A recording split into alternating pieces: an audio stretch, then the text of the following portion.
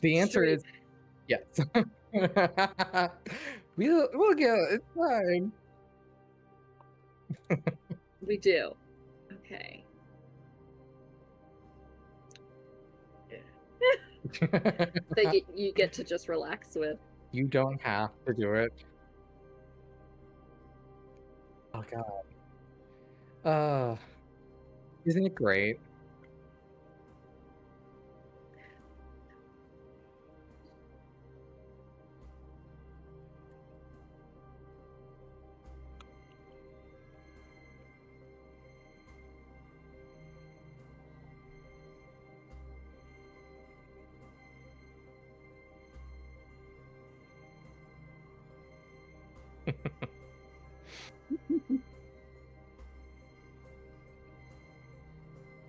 Nice. Very cool.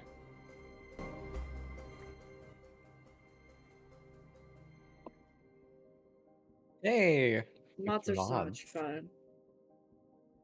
I'm interested. Which mods did you go for?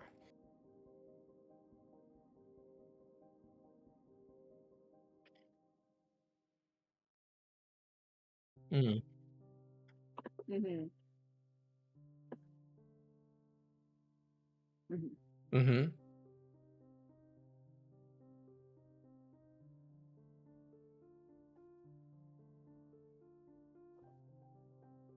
Mm-hmm. Cool.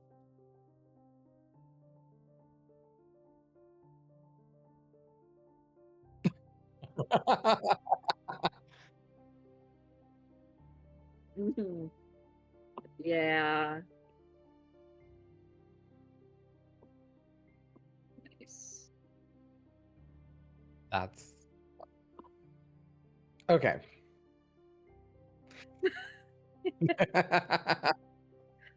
Oh no. I mean, Arsha says I think your mic is off again. no. Yeah, Not it is. again. It was off. Thank you, Arsha. I love you. This is how we learn what's going on. It Everyone has is. to It tell is us. how we learn. Jesus Christ, I'm an idiot. This is technology. This is what we survive with. Yup. Exactly. Okay.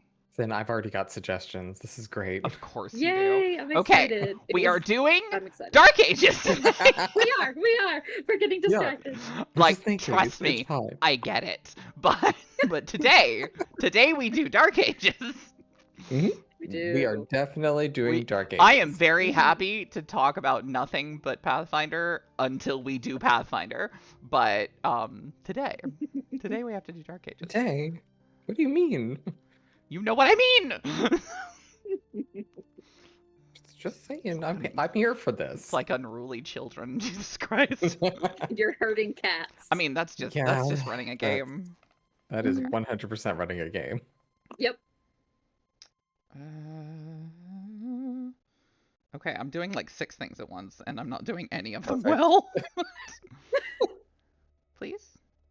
Oh, I have to tell, there we go. Okay, I've put the thing in my Discord just in case anybody is looking at it other than the 2 of you, which would be impressive. Okay, let me find this thing. Where'd it go?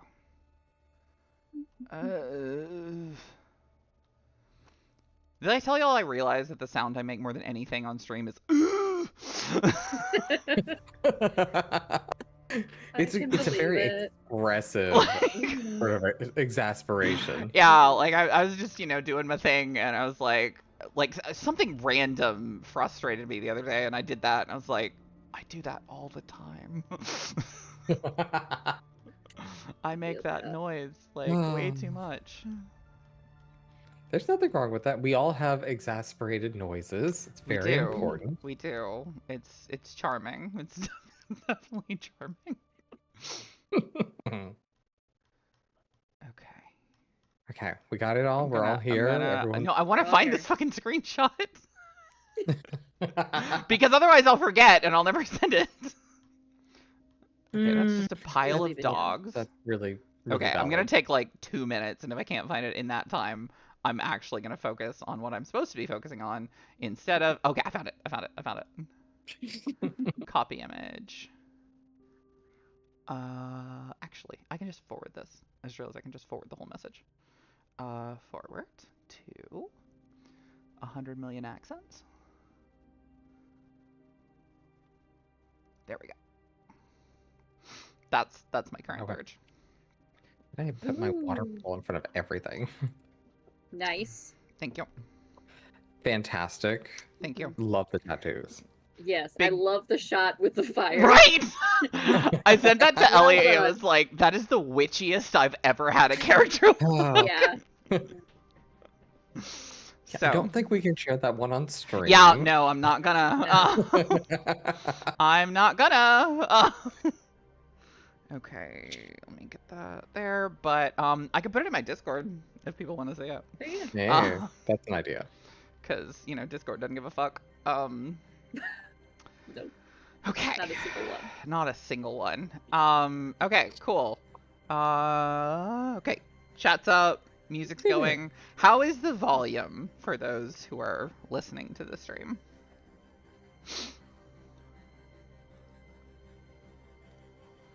And there's a little bit of delay, so the amount of times where I'll ask Get something there. and I'll be like, nobody's answering me, and then like somebody will say something in like, you know, That's fine. 5 seconds. Oh, right. It's actually sorry. fine.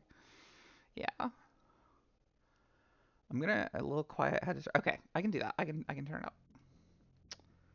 Well, I can turn up some things. Okay, Currently, you control everything. I so- do. Okay, that's now turned up. I turned up all the audio. I can turn me up a little bit. Good. Okay, cool. Thank you. Okay, so, we are gathered together in the side of our 5 viewers and whatever government agencies are watching us, to... If they're watching, they should be giving us views. They should, So, right? no, Like, just yeah. log in, Mr. FBI agent. Log in, make a Twitch account. Get the view count up. Come Yeah, on. send me some fucking bits. I need the money. Yeah. 2, basically do a review of the sessions we did for Dark Ages. So, there are several different ways I could do this. My thought is I'll basically just go the way the book's laid out. Because, and I won't be sharing my screen for once, because I don't have that set up right now. Because basically, like, there's a lot of different ways we could talk about it and, like, organize how we talk about it, and I just figure it's easier to just kind of go the way the book's set up. Okay. The problem with my light being my light blinded over there. is well, the problem is I have the case, like, just hung on my monitor. Which is great, but the problem is it blocks like 2 inches on the top of the screen, so if I need to like drag and move something, it just doesn't work. So, okay, so, my first thought is, just kind of general thoughts, like, you know, it doesn't have to be anything specific about like system or characters or anything like that, just like overall thought on the game as a whole, the sessions, how they went, all that. Had fun. I like the characters Jared. that we made. Sorry. Yeah. I thought that someone was has to start somewhere. I thought that was all you were gonna say. Is just I had fun. I had fun. That's it. Yeah. That's Walks No away. Great. Thanks. Turns off Love everything. that. That's Okay, so bye helpful. everyone. No, I really. So again, I played the system a bit. You know, spoiling the fact that this is not my first time playing Dark Ages Vampire, but it's well laid out, and this is going to be kind of a weird non sequitur, which is it's framed better as a game system compared to a lot of the other World of Darkness books. This is the joke, is that I'm going to get to show off a ton of books when I run things, because I have a library of these books. I own multiple editions of Vampire, including multiple of Vampire the Masquerade. I have a lot of the werewolf books, and having played them, read through a lot of them, Dark Ages feels more consistent with the intention that it has for the player. Whereas you go through like Vampire the Masquerade, and at times it's very hard to understand what you're supposed to be doing with the book. Mm. So that's my kind of overall take. I really like Dark Ages because it reads well as a system setting, and you don't really have to just expect to know more than what the book tells you, even though it really helps if you know a little bit of history of the time period. Yeah. You know, it behooves you to understand so that when you place a character in the setting, you're not just like, is there a crusade happening? Is there not a crusade happening? Mid-crusade, post-crusade? Is this, are there other religions around? Is it just Christianity to like 1000? And I think that's part of the problem, is that on the flip side, the con side is you are really benefited from having a bit of world knowledge that the game system kind of assumes you also know, since there's not really a primer listed either. Yeah. So those are my two big areas. Fair. Really like the way it's laid out. It benefits you if you're playing it in the time period listed, the 1200s, that you know some world history. And there is a section of the book about the history of it and kind of like life in there, but there's like a paragraph for each country. And the biggest one is England, and then they get smaller the further east they go. So what? Yeah. Like Gasp. there is, just to give you a really quick example, there's a bloodline, I think, called the Anda, if I recall correctly. And the idea is they're Mongolian vampires. And they have like a relationship with like the roaming like sheep herders and like nomadic villages where they will protect them from other vampires and monsters and werewolves and stuff. And in return, they get their blood. That's such a cool concept. And it's not really cool anywhere else in World of Darkness or even in the Dark Ages. Like there's no vampire lore where they have that kind of symbiotic relationship. And it's just barely mentioned. Yeah, that's really cool. Right? Like the only time it's ever brought up is in the Anda bloodline page, like the single page they get. So, yeah, that's an example of something that's really cool and not, white centric. And Lord, it's annoying.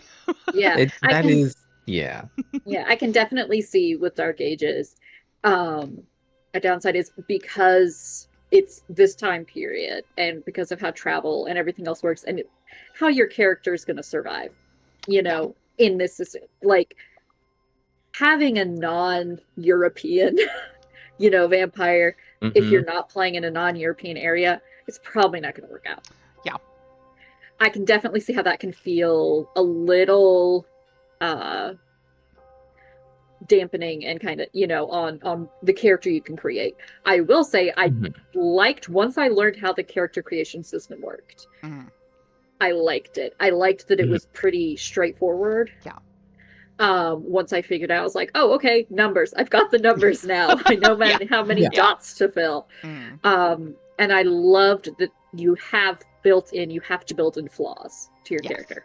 I love that, because I think a lot of people are either afraid to give their characters flaws, or they don't know. They think, oh, well, I have to give them something bad, like really bad. And it's like, no, flaws there are levels of flaws that you can have. And I think that really opens your character up in RP to have those. So I really like that. I completely agree. And there was somebody, I forget who it was. Somebody I was talking to about that. Was talking about implementing it in another game they were running, like the merit and flaw system, because it is pretty straightforward, and I feel like if you know a system well, you could pretty easily import it. Yeah. I don't remember if it was 5e or the Witcher system, but there was one of those they were which we will also do at some point. Witcher's cool. Yeah, it is. Fun. I have like 3 different characters that I've built to that system. You're just ready to go. I have had one character technically in that system. And you have. One character. He's lovely. I actually, wonderful. One sidetrack I will allow myself. I saw a thing the other day. I was looking for tabletop games, like fantasy tabletop games on Reddit, because I have exactly one hobby. And it it was talking about, it was somebody going, I want to run a fantasy game, kind of a low magic fantasy game, but I am done with D&D. I've been running D&D for like 25 years. I just want to do something else. So I'd prefer it to be kind of setting agnostic, or at least slightly like able to be made setting agnostic. And somebody recommended Witcher, and one of the responses was, Witcher is super tied to its story. And I'm like, okay, I've run a Nosgoth game in Witcher. And I've run a Skyrim game in Witcher, and it worked very well for both of those things. So, it's yeah. Unfortunately, it was a 3-year-old post, so I was like, I'm gonna. No, I'm not. I won't say anything. We're not gonna necro it and bring it yeah, back. No, I'm gonna be the freak that like 3 years later is like, it's not setting specific. Hey, at least maybe they did. Maybe they played it. I hope so. Our general attempt, and I know this isn't on topic to Dark Ages Vampire, is the whole point we're doing this is so that some people out there might watch this and go, yes, what is that system? And then realize you can do anything with it. We're trying to just remove that sort of barrier that exists. Yeah, that's true. So it is on point. Ha ha. Okay, cool. First thoughts are good. I guess I should probably say something about it as well. How does it? I know this is your game of preference. Yes. So obviously, why do you like Dark Ages Vampire? So, personally, and I think the reason why World of Darkness as a whole kind of speaks to me, for lack of a better term, is the whole idea is you're not fighting monsters, you are the monsters. And I think that's inherently more interesting. Just, I have done the whole like adventuring kill monsters thing. That's fun. But to me, I'd much rather be the monster. I'm gay. The monster is always more interesting to me. So, if I like, every Dracula movie I've ever seen, Dracula is the most interesting character in the movie. So, by design, generally. Yeah, that's the point. So I like that just as a premise. On top of that, I like the power levels they do, because I've seen different takes. Like, obviously, when World of Darkness came out in the 90s, it was the only game like this. But now there's dozens of games where it's like you play vampires or monsters or mummies or whatever. And I've seen different things try and do the same thing, and they tend to go either too powerful, where there aren't really any threats, or too weak, where you're basically a person with fangs. And you can't, it's hard to balance that, because you want the power fantasy of it, because that's part of the fun of it. But at the same time, you have to have the vulnerability, or there aren't any threats. Like, you can't be, fighting gods every other week. Like, that's just that's not how it's supposed to go. I've seen games like that. Though. Yeah. So, and like eventually you can get, like, there's a place for that as well, but not at character creation. This is not exalted. But I like eventually. Yes, we'll do that at some point. But I like the power levels. I like the setting. I like the fact that you can do any type of vampire you know about. Like, if you basically just want to be a werewolf, but also that drinks blood, there's a clan for that. If you want to be a sexy gay vampire, you can do that. Any of them can be sexy gay vampires, technically. That's true. Try hard enough. yeah, except for Nosferatu. Everyone say that. There's always someone. There's someone out there. That is very that's true. their vibe. Somebody's got the hots for Alma. But yeah, I like the variation. I like the powers. I think they did a good job at kind of researching all the, the most famous vampire archetypes and putting them all together. And honestly, I like dice pool systems. I think they're fun. I think they offer a lot more variation. I think you generally feel a little more powerful just by the sheer fact of like holding 10 dice in your hands feels cool. Except when it's roll 20, and then I get to look at it and be like, fuck you. Just saying, every time. In IRL, when you're take it from me. In those few times when you're playing a game with actual humans in the same space. Yes. And you're like, oh no, 30 d6s. Yeah, literally. Like that feels good, and you do that a lot more in dice pool games than you do in in like a D20 system or something like that. You do get a little much sometimes if you do like Shadowrun, and that 30 d6 is a real thing. Yeah. Oh no. Yeah, that's happened 3 or 4 times in Star Wars D6 too, where it's been like, we don't physically own enough D6s. I don't have this many D6s. It's still fun, but it's like, that's a lot of D6s. Yeah, it's a whole lot of D6s. Okay, cool. That's kind of overview. Yes. Let me scroll down and get to the bookmarks. You have 48 D6s? Jesus Christ. Can I borrow some? Yeah, that sounds about right. I was going to say, I have a lot of D6s, but that's because the joke of what we talked about even before stream started, which was Fiasco is a D6 system, and you have a number of dice for the number of players that are playing. So we had to have a lot of D6s. So I own a lot of them too. But also, my partner played Shadowrun for a while, so that happens. I think I have 100 D10s specifically because I bought them to run World of Darkness. Yeah, I like the shiny clip plaques, so I have a lot. They're really good. They're really good. That's like anytime somebody's like, I don't know what to get this person, and I know they're like into tabletop stuff, I'm like, just get them dice. They'll like it. Just get them dice. There's two types of people though, because there's the one type of people like my brother. He has one set of dice, and that's it. One? I don't trust someone. I don't trust someone with only one set of dice. And he's fine. He doesn't want to collect more. He just wants the one set of dice. And I'm like, but that's not even the same color as your character. Oh my! What are you doing? It's not color coded. Monster. I use specific D10s based upon the character I'm playing. I have entire sets of like 6 different sets of dice for each of my character that are color coded. Same. Yeah. Oh my god. Yeah. No. He's stronger than any U.S. Marine. Yeah, that's terrifying. Like, I'd be like, "What are you hiding?" Yeah. There's something going on with you. Choices there. I'm really confused. Oh my god. He's hiding behind knowing way too much Star Wars lore. Fair. You know, well, I too know too much Star Wars lore, and I have a million dice. He's going to be running a game for us. I think it's on the D6 system, and so that's going to be fun. He's been having fun with that. It's good. The best. It's the best Star Wars system. Anyway, Dark Ages. God, we're bad at this. Yeah. We're gonna ramble. This is gonna happen. This is a DM thing. This is how it works. I'm sitting here like, it'll only be a couple hours. It's not. We're gonna take the exact same amount of time. Joke's on us. We're gonna actually go longer than we do when we're running something. So setting wise, the 1242 setting generally, either Western or Central Europe. Thoughts about that, about how that works with like the overall feel of the game. What are your thoughts there? Cinn, you want to start us? Sure. Well, like I had said, well, I started before, and I wanted. You're fine. That makes sense. We can round table. Like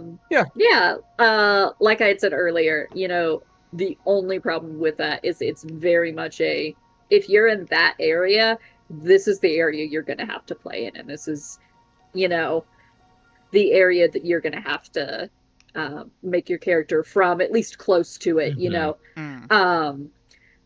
But I like that you can get that date and you can be like, all right, this is the stuff that has happened in history around this time. Now I can make a really cool plot hook with my character, have like Jocasta was from a previous crusade, stuff like that. I think it's pretty cool. And if you know that area and you know the history of that area, then you're going to be like, yes, it's my time to shine. For me specifically. This is me. Yeah, that was kind of how I reacted. I definitely agree. I know we talked about this, which is, I wish the book gave a little bit more for people, because not everyone is going to go out and willingly look up the time period and what sort of big events were happening. But there's some really fun stuff in the book. Like Vicky had a thing which was like Friends of Saints and Lords, which is a particular merit you can have where basically you can name drop people and it's part of like if you're doing social situations. Obviously Vicky wasn't for that, but I thought it was fun because of like who she was as a character, but that requires knowing people in the time period. So I had to like Google search like who was the King of England at the time, like what was happening, major noble houses, because that's the only place to start. And not having some level of primer in there of what to expect kind of would be beneficial. Yeah, like even if it was just like a list of like important people during this time period, you know? Like Yeah. stuff, easily Googleable names that you could just be like, look up this person if you kind of want an idea of like how nobility. Yeah. It would be a good idea. I agree. And that's not in any book, because there's like, I know. Yeah. I think there's a total of 4, counting the main book, source books for Dark Ages Vampire, and there is one like for England specifically, and there's a little bit about the human nobility, but most of it's about like, here's this famous vampire, and like if you Google the people, sometimes you're like, oh, that was a real person, and sometimes they're not. They're not. Yeah. So. Yeah, but I mean, I ran into this, and this is still Dark Ages Vampire, but playing another character. I played a French Tremere named Cassine, and the Tremere are a vampire clan listed in here, but if you read through the lore that's listed, it doesn't explain really well why they are so hated. Yeah. And I feel like that's also like adding into it. They dropped adding enough lore details that would make it an easy pickup for people without doing a lot of additional research. Because the Tremere have a massive amount of lore about why they're hated in the vampire world, but it's only sort of like teased in the books, and it doesn't explain what all else is happening, because the Tremere are doing a lot of other bad stuff in the world. Yeah, so I do. Sorry, don't want to interrupt. No, go ahead. I was just gonna say, like, that's honestly my main issue with the new World of Darkness stuff. And now, of course, they're not doing this. Onyx Path Publishing is a mess of a company. But that's another story. But like the meta plot for a while was very much like every time a new book got released, a new thing had happened. You know, if there was like a module that they put out, whatever happened in that module had happened. It was part of the the storyline. And then in 2004, when they decided it had all sort of gotten out of hand and they just killed the whole world, they went, we've been teasing an apocalypse for like 20 years now, let's just do it. And they did. They decided with their new World of Darkness stuff that they were going to kind of remove metaplot as a thing. You had, I think they call it a toolbox approach, where it's like, this is maybe how things work, and like, for example, in Dark Ages Vampire, vampires come from Cain. That is where they come from. There are vampires that are alive that met Cain and know Cain and talked to Cain, and remember it. In New World of Darkness, in Vampire the Requiem, it's much more that, like, once a vampire's been around for like 200 or 300 years, they have to kind of pass out for a century or so, and it scrambles all their memories, so they don't remember anything.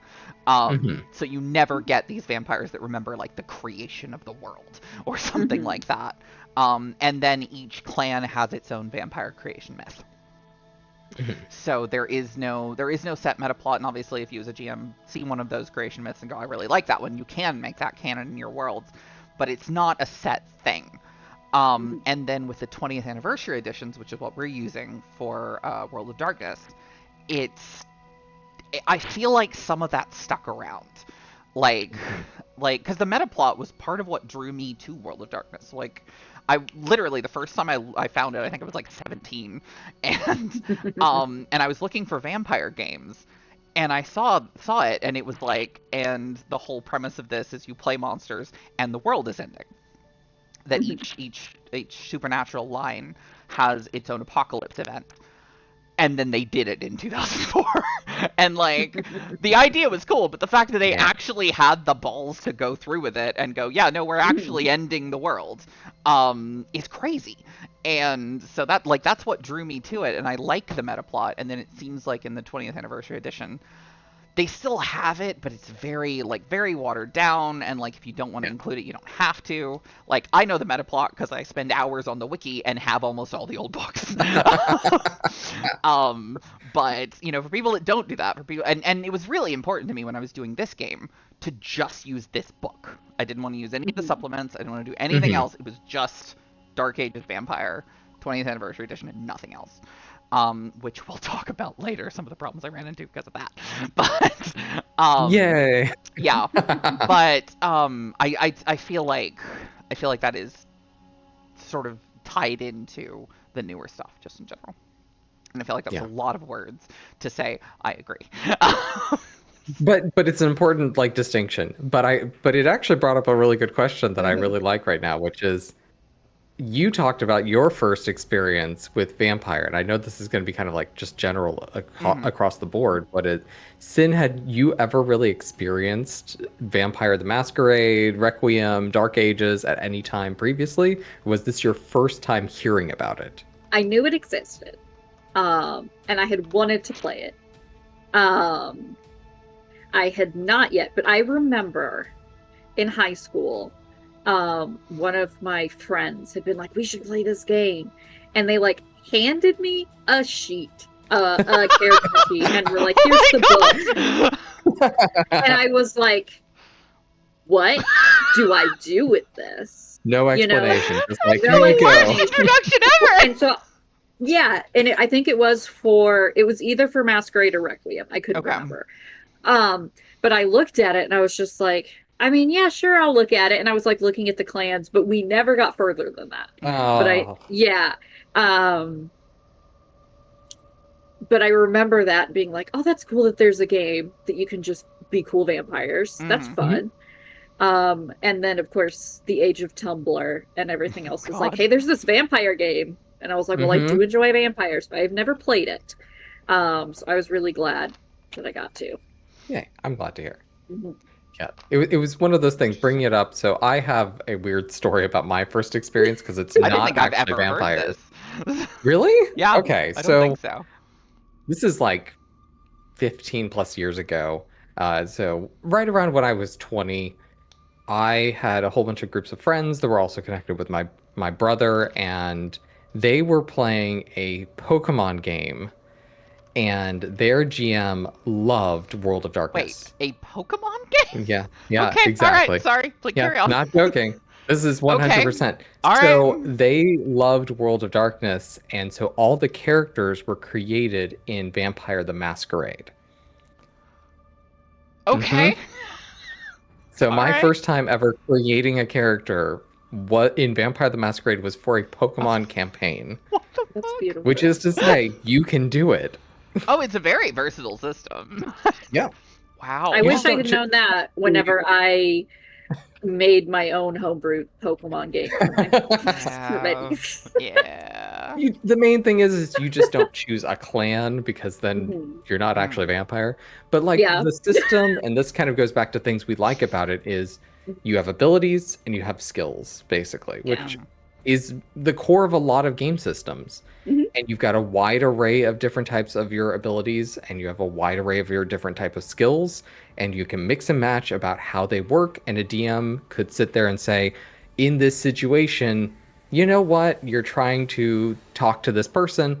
Let's say you can roll appearance and expression because you're trying to like do it this way. And it gives the player the freedom to describe how they're doing something. Yeah. And they can use the skills and abilities that they really put their points into to feel like that they're doing the right thing. Yeah. It's fun. That's the main thing of like why it worked as a Pokemon campaign. It's like it's still at its core. Yeah. Perfectly fine. Yeah. Yeah. And the versatility is something that I really like and that drives me crazy about 5e. And Witcher and like Dragon and like pretty much every system I've run, I'm like, okay, but you're not doing something like, you're rolling like a persuasion check, like you said. And I'm like, okay, but you're not actually trying to persuade somebody. Like maybe you're just kind of whispering something next to them and they're supposed to hear that and run off and go do something. That's not persuasion. That's it's not persuasion. Almost more of like an acting type check, and it's like, okay, I can see how charisma could be in there, but maybe not persuasion. And the fact that you can't mix and match easily drives me crazy about other systems. And it's my favorite thing about I'm pointing down like it's this thing. Like World of Darkness is just sitting on my table. Right. It is my favorite thing about the system. Yeah, and it's written into, and this will obviously come up when we do things like Pathfinder and 5e, is you can do that. Okay. But it's not so deeply ingrained that people expect to do that. Like you're expecting if you're rolling something dealing with knowledge, you're going to use intelligence. Because you only have the 6 core stats. Right. And they're mostly unique to what they do. You have your strength, your dexterity, your constitution, your intelligence, wisdom, and charisma. And those fit in our minds pretty appropriately. There's a little overlap in some places, like maybe you do constitution instead of strength for something.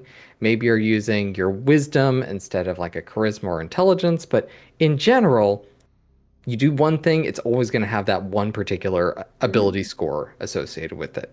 Whereas World of Darkness, I feel like, and I hope everyone saw this, it would be like, yeah, make this and this check. Make I was just trying to say something. I was like, that's not going to be correct. But like perception and awareness, where it's like, or perception and this, where it's like, those make sense together, but they're not tied. They're not required to be used together.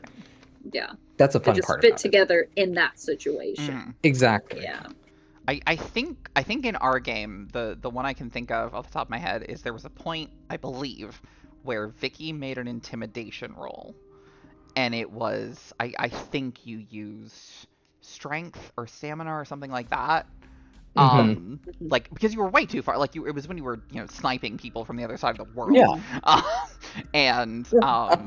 Like that's the only one off the top of my head that I specifically went, okay, this is a mix and match thing. And I think I had y'all roll willpower at some point, or that might have been the other session I ran off stream. I don't know. But I think we rolled maybe one willpower. Yeah. I have my own personal, like, because for some reason when I was running Werewolf the first time, memory rolls happened all the time, like stuff to remember things or like memorize things or stuff like that. So I sort of came up with a dice pool for that. And I just kind of kept it because like the book doesn't have anything for remembering shit. So Yeah. Hey, that's actually a really good point to bring up while we're kind of talking about things. What's something that the book doesn't tell you to do? So I'll get into the NPC stuff later. Okay. Because that's its own thing.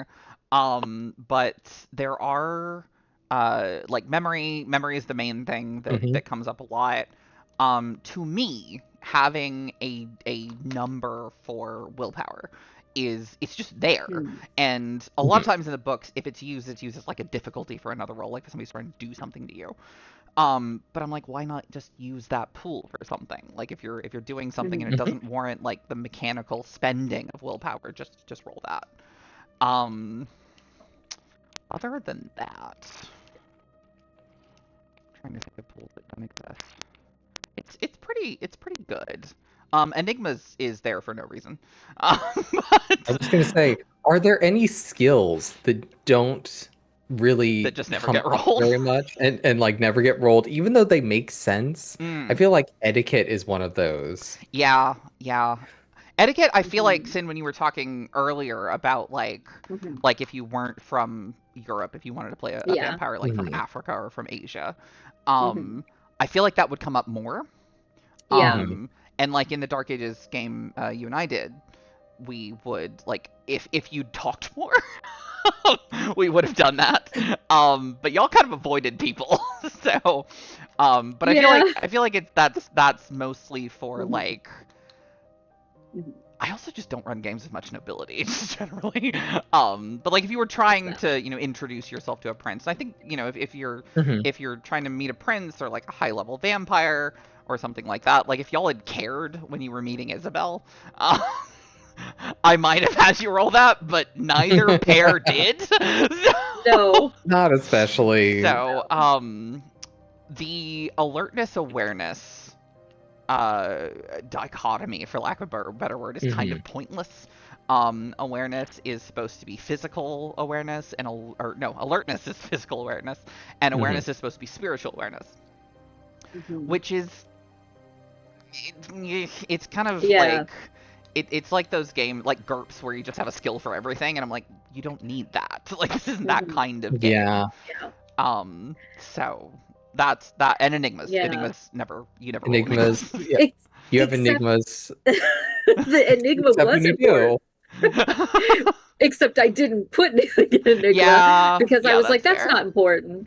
But then it's like, if you definitely have to make sure when you're looking at your like class stuff that they use what they use for like your stuff, your to be special like, thing. okay, your special thing, which I sure didn't. That's fair. That is, which is why I was like, just move around some dots while we're doing exactly, this. Exactly. And I will say, like, on the con side of Dark Ages, and this is the case, we brought up GURPS, which is kind of in the same vein, which is you can make a character that coincidentally, just because of how you made them, can't do the cool thing you wanted them to do. Yeah. Because it's like, I played a Tremere, and one of their core skills you have to put points into is occult. If you don't have dots in occult, you will not succeed at doing a lot of the cool stuff you do. And that's like everything that Tremere is. Is your cool little like vampire magic. If you don't have occult, you're probably not going to succeed at those. And like Vicky ran into the same thing. She was an Aura main, and all of the cool abilities for all of Aura main are basically intelligence and like animal ken.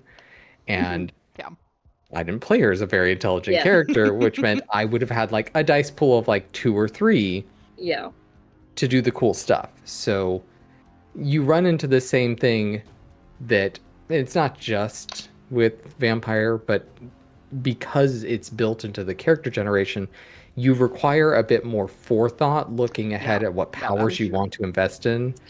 So you put your dots where you want them to go. I do. I do think, especially with a system like this, it is kind of important as a GM to be a little flexible, especially in the first few sessions. And what I will say is, nothing in the book says that. Like I've seen books that are like, you know, if a player wants to move around stuff in the first like 5 sessions, just let them do it. World of Darkness says nothing about that. Like that is a me thing, because if you don't know the book, you can fuck yourself so easily. And the amount of times like early when I was running it where I'd be, like make an NPC, I'd be like, this is so awesome, they have such cool abilities, and then I'm in the game and I go to run it and I flip to their notes and I'm like, oh fuck. Hang on just a second. Now they do have dots in this. Like our main character that I ran for our Dark Ages game was a lot of her high-level powers were manipulation, and she had shit social stats. So I had to real quickly kind of move stuff around. But and I feel like the only issue there is, and this is just coming from like a DM perspective, and going back to the very beginning, we're talking about creating flaws. You have the issue of the dichotomy of being like, I made this character, and I want to have them be dumb, but their clan intuits them to be smart to do these things. And so you have to have a choice of, do I want to be able to do my cool thing because that's what my clan does, or do I want to RP them the way that I want? And I feel like that's also sort of like a detriment that you would run into. But I mean, I feel like that's in most games, like where, because clans are basically classes. And like, you know, you can't play a stupid wizard, you know, in like, or like you can, you'll just be terrible at it. You know, like, you know, it kind of depends on what you're looking for, but for the most part, like you do need to kind of mix and match those things. I feel like that's definitely a thing too, where it's like, if you have this very specific idea and you're like, okay, but I really do want to go into those powers, is there a way I could convince, you to be like, use this skill set? And I feel like that's definitely like a DM thing or a GM thing to be like, is this going to make a more fun game for everyone? Then yes, but is this going to shit on everything that we're doing here? Then no. I actually ran into that in another Dark Ages game, because I was I wanted to change the archery stat to strength, because I'm like, archery takes strength. Like I know a lot about how it works and how it worked back then. And my other player was like, but I want to be a dex character and I want to use a bow. I was like, but that's not how it works. They're like, but I want to though. And I was like, okay, fine, we'll just use dex, I guess. It's bullshit, but okay. And that's the thing of, I mean, we've run into this with a lot of other game systems, which is, if you're playing, and this is going to be really weird because we're not talking about Dark Ages here, but we are sort of talking about Dark Ages. If you're playing like 5th edition Dungeons and Dragons, one of the options in the rules says you can use Dex or Strength for basically anything. And that's for your attack rolls and then also for damage for most things. Which is cool because that's a player empowerment thing. Like, you want to play a Dex character, you can play a Dex character, all your stuff is Dex, you get all the Dex stuff that you want. You don't feel like you've lost anything. In older editions, so 3.5, Pathfinder, that wasn't the case. If you're playing a character that wields a bow, you shoot with your dexterity stat, but you do damage based upon your strength. What the fuck? Oh, because no. the idea being is your dexterity is your aim.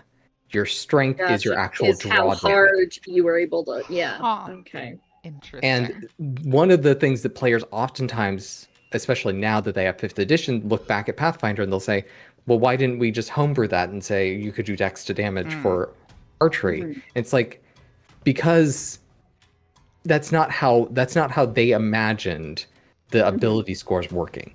Yeah. And sometimes you run into that where it's like, we thought this would be the case, but this is how the ability scores work. And sometimes that supports the system and sometimes that supports the players. Yeah. And I feel like you run into that with every game system where it's like, you can homebrew it if you want, but in your choice, does it support the player or does it still just reinforce the system? Yeah. Yeah. You're never going to have a good balance. No. Fair. Yeah. Never. Doesn't matter what system and what they update it for. Yeah. Ugh.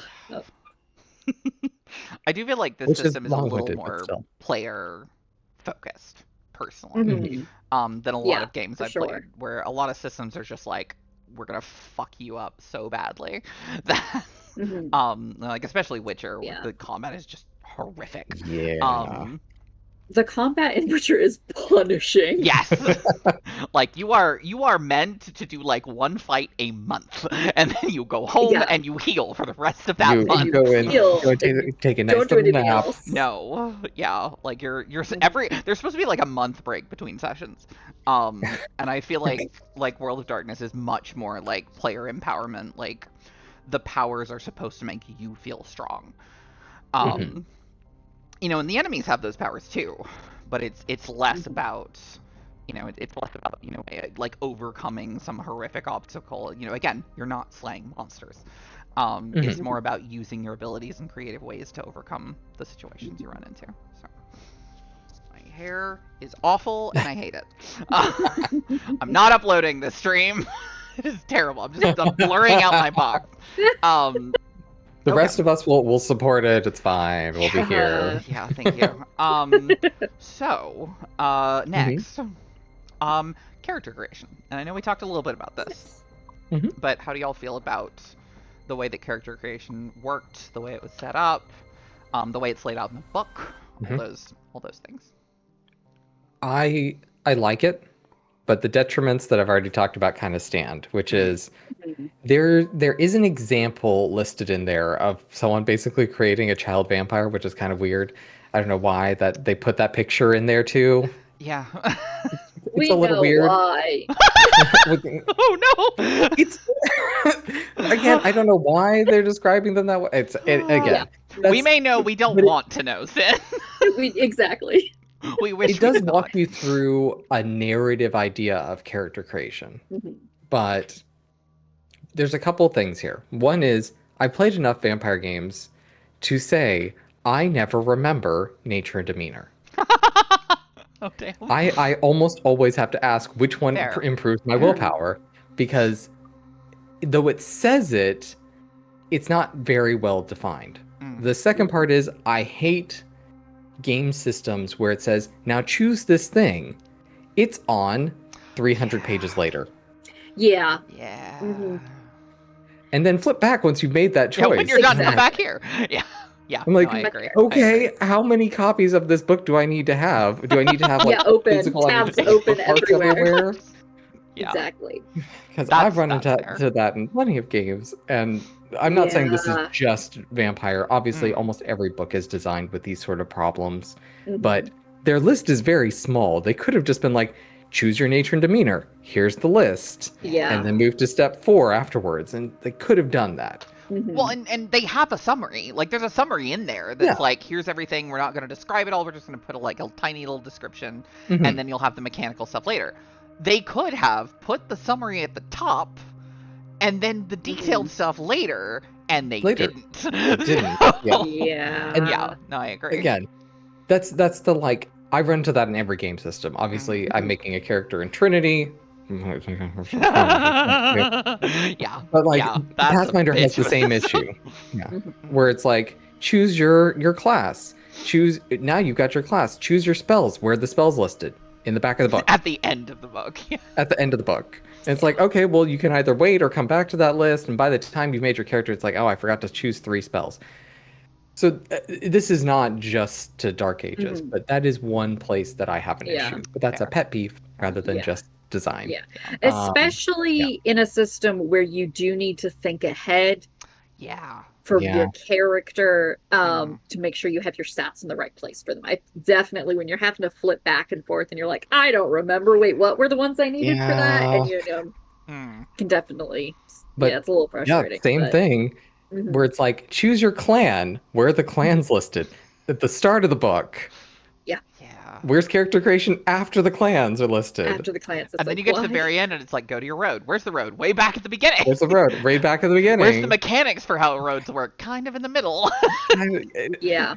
Like, no, it's bad. That is a layout problem. Where for sure. I feel like there are very few systems that do it well. Stars Without Numbers, surprisingly, is one of the few that actually had the right layout. Seriously. Just because it's like, right at the beginning, it's like, here's what you get for character generation. And then right after that is the first things you have to select. And then it's the next things are like where you put your points. And then that's it. It's right laid out. And then everything else, like if you're a weird specialized thing that deals with like robots, that's the rest of the book. Yeah, that's in the back.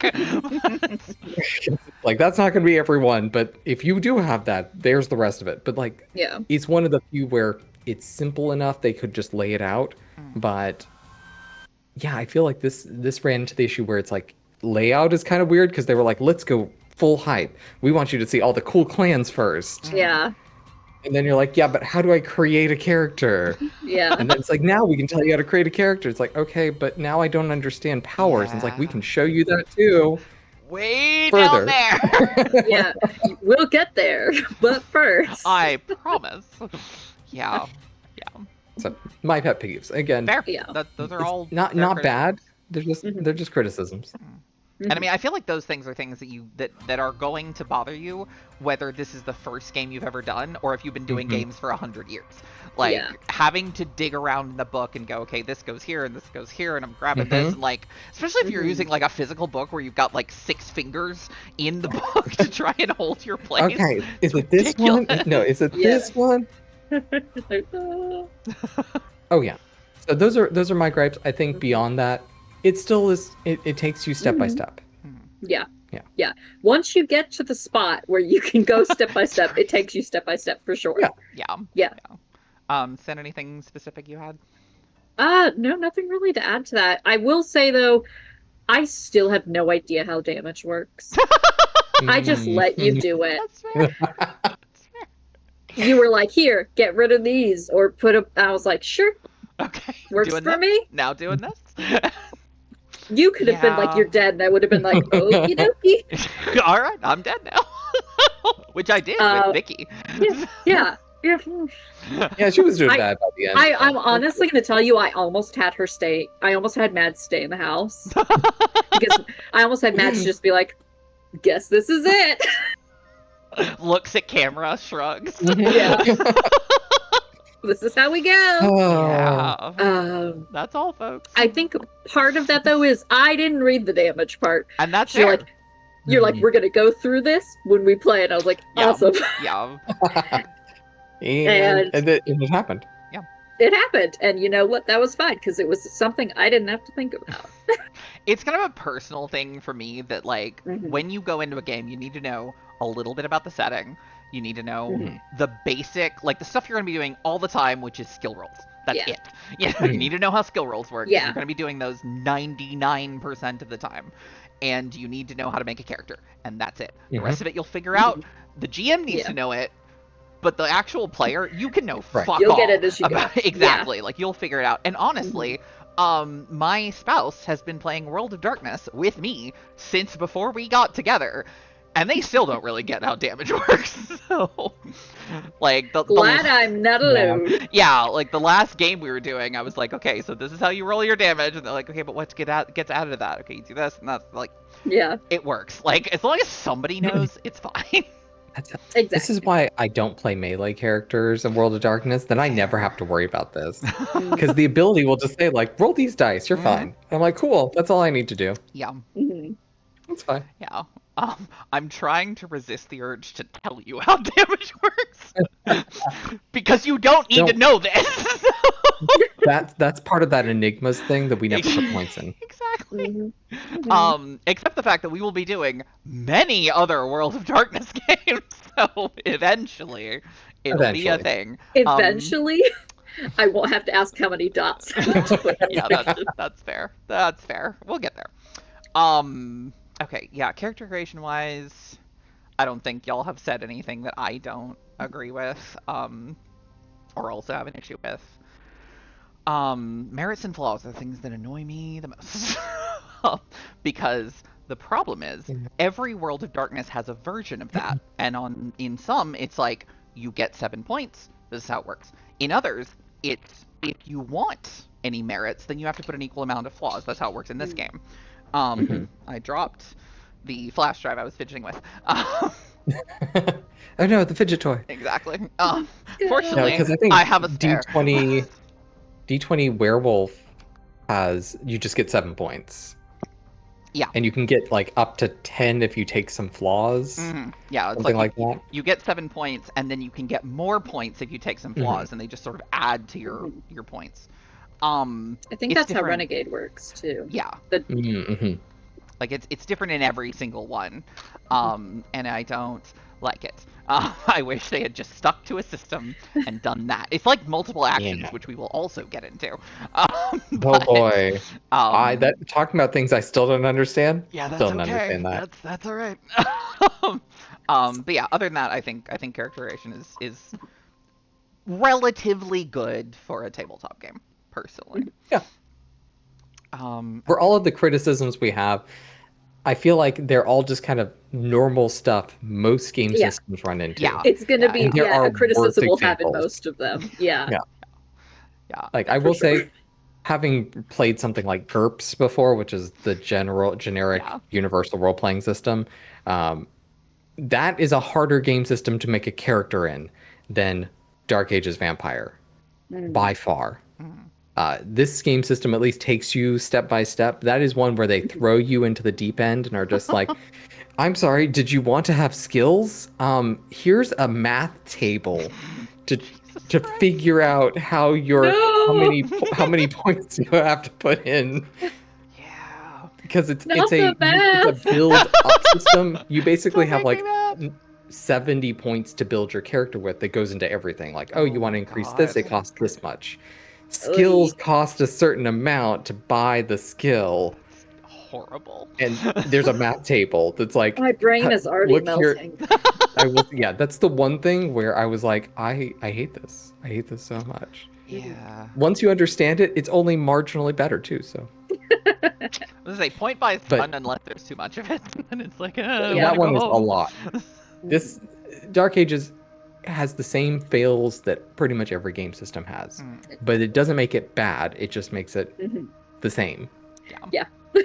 I think the only thing I would improve on like character creation is, since Witcher, I have become a very big fan of life path stuff, and I know some people like it, and I know some people don't. I am a huge fan of it, and I'm like, you're playing a character that at the very least is probably older than they look. You know, they might only be like 30 or 40, but they're probably older than they look, which means they've probably lived a little more than most people they're around, which means it's like a perfect time to do shit like that, you know? And to me, if they could figure out a way to like tie in the merits and flaws system to a life path type thing, I think that'd be really cool. It might be something I try and do at some point. I run a lot of World of Darkness, so might be something that happens in the future. I will say, like, in that concept, I love the life path system in Witcher. Me too. I feel like it does a good job of like giving you some roles to play with, but also you can just kind of have fun. And it builds up some of that background that adds on top of maybe something you as a player would write up, which is it's great. Or maybe you don't even want to know what your character was like, and you're like, I'm just gonna let the dice decide. Yeah, and exactly. Yeah. It's gonna work it out. And that's the cool part about the life path system. They don't really have anything in any other game system, especially that works the same way.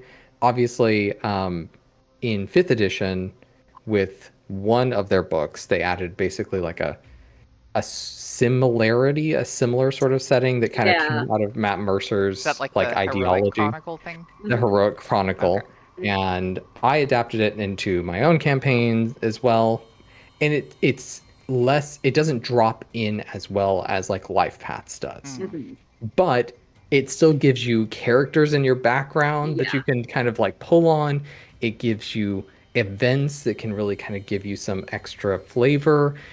One of the things they added was things like prophecies, which is really just more of a like, could give you some motivation for your character if you don't already have one, which is nice. Like, that's nice. And the other side of that we see is you have game systems that run on a goals system, where it's like your short-term goals, your medium-term goals, and your long-term goals. And that can also be a good way of like setting up how your character is motivated based upon what they're trying to do. Those can be good. I think they're all ways of attempting to create a system that gets the player thinking about their motivation based upon what they've been through. Witcher just does it really well because it essentially like bakes you into the setting already. And there's mechanical benefits to like each thing or drawbacks. Like it makes it like, even for people that aren't really into the, the role play side of it, you kind of have to be, because like there are mechanical benefits that you get from being from like Sintra or Redania or stuff like that. And I think that's really cool. So I would love to see a World of Darkness version of that. Or again, maybe that could be pretty fun. That would be really cool. Something that just kind of explains it, gives you a way of being like, when did you get turned? How old are you? What events have you been through since you've been turned? Sort of thing. Yeah. That could be cool. Right? Like, I think that'd be, and again, it could be really broad. Like, I don't think there'd be anything wrong with that, but I wish there was more of that. How many people have you pissed off? Many is generally the answer. Yeah, generally the answer. But it's also like, do you have any allies? How many how many other kin did your sire have, basically? Exactly, that you can pull into your backstory. That's Is your sire alive? Is your sire dead? Do people like your sire? If you name drop your sire, are people gonna kill you? Like, and that's a lot of ways you could do that. Into the merits. Exactly. So I agree very much so. So, God, now I'm like, I could do this. Like, it wouldn't be hard. It's possible. It's very possible. This is the way DMs think, by the way. It's just like, it is. You know what? That's possible. It is like 100%. You do enough games, and you're like, I know how this works. I could kind of tinker with it a little bit. Like, I can mess with this. Yeah. So, I was gonna talk about roads, but we didn't really do much with them. So I feel like that's definitely like a longer campaign Yeah. kind of thing for sure. Yeah. So I'll just skip that. How did you feel about the disciplines? Like, especially specifically in this, about like how they worked, how they sort of reflected what you were wanting the character to be able to do. How'd y'all feel about that? They were fun, for sure. I like that, we had them. I do feel, like with some of them, it does kind of force you into a box, for sure. And sometimes that box is really fun, and that's cool. That's what you wanted. Yeah. But sometimes you're like, okay, but I really wanted to do this, but this isn't what I thought it was going to be. And now I'm here. It's like, I guess I'll use this. Okay. But it was nice to have, I think, that the little setting to start with, but I do think that some of them can be a little constricting. That's fair. That's for fair. Sure. And I feel like a lot of that, if we'd had longer to make characters, Exactly, then yeah. like I would have been looking over characters and like comparing it to disciplines and Yeah, going, hey, you yeah, suck yeah. at your main discipline. Do you want Yeah, you to fix suck at that? it. You should switch that. You should switch Yeah. that real fast. Yeah, Yeah. for sure. Yeah. Mhm. I mean, disciplines are really cool, Mhm. but some of them are fun because they're flashy, and some of them are just beneficial stat-wise. Like Potence is a Yeah. very good Mhm. stat-wise increase. Celerity is a good stat-wise increase. Auspex is a great stat increase because it just lets you know things better. Mhm. And some of them run into the perception issue. And the perception issue is basically the joke that everyone has if you played 3.5 or Pathfinder, which is you always drop your points into perception. You always want to be good at perception, regardless, Mhm. because it's the most rolled thing. Yeah. So your Yeah. awareness rolls in World of Darkness are benefited by having Auspex. So to not get Auspex as a power kind of sucks, because if one person has Auspex, they're just infinitely better at Yeah. everything. Yeah, which Yeah. which we have run into before. Yeah. Mhm. Like, and it does end up becoming, okay, who's got Auspex?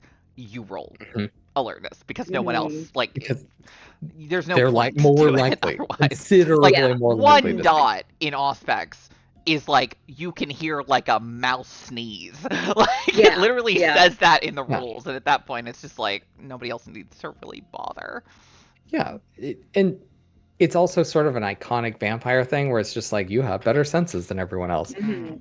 But that's a discipline you have to buy into. Yeah, and it's like, what do you mean? I'm just like a normal dude until I get that. Yeah, yeah. Something And then, we didn't. oh, go ahead. Sorry, go ahead. I was just going to say you have the far side of disciplines where you've Mhm. got like having played a Tremere a long time. Tremere magic is very flashy and it can do a lot.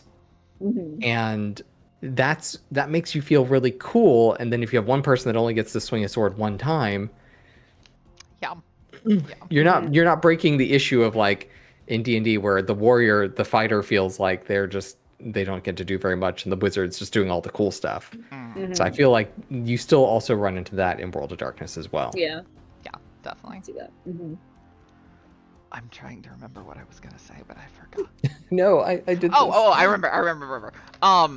This is something I think I mentioned in the character creation thing, but I don't think we got into it very much. Is that it is possible to sort of like buffet style disciplines. Mhm. There's a clan called Caitiff where basically you don't know what clan embraced you. You just Mhm. have a set of You're just disciplines. there. Yeah, you're just here. You don't know who your sire is, and the idea is you don't get the experience benefit of buying clan disciplines because clan disciplines are always cheaper for you to get because they're like Mhm. natural or whatever. Mhm. If you're a caitiff, you have no clan disciplines. But Mhm. at the start of character creation, instead of going, here's your clan, here's the 3 disciplines you get, you just pick 3, and those are your disciplines. Okay. So Interesting. there is a way to kind of get around that. It does have a cost. And on top of that, just in the lore, everybody kind of hates you because you don't really fit into the Yeah. hierarchy You're a anywhere. little mutt. Exactly. Yeah. That is exactly what you I are. mean, that's its own problem of being like, Yeah. well, Anarchy. Exactly. small aside on that, which is the thin blood issue. Yes. And which, for those that are unaware, or maybe have played Vampire the Masquerade and are a little bit more familiar, Mhm. in Dark Ages Vampire, I believe 12 is the lowest. Let me do a real quick generation explanation. Okay, perfect. Yeah, The love this. idea behind the way vampires work and the way vampire power levels work is that Cain, when he killed Abel back in whenever, God went, I'm making you immortal now and giving you powers because that's a punishment for some reason. And the idea is Cain then embraced 3 people, turned them into vampires, and then they in turn turned 12 different clans or 12 different people, and those people became the progenitors of the clans. Those people are referred to as 3rd generation. The idea is that Cain is generation 1, and then the people he embraced are generation 2, and after that it's 3. Because because World of Darkness subscribes to young Earth creationism for some reason. You can literally, like, genuinely, you can go, okay, if Generation 1 was in, like, 10,000 BCE, every subsequent 1,000 years is on average when the vampires are going to be, like, what generation you're going to be. During Dark Ages, the average, because it's in the last millennium, the average generation is 12. There've been 12 in the line if you go back to Kane, and then in modern Knights or like the early 2000s, it's 13. Please continue, Jared.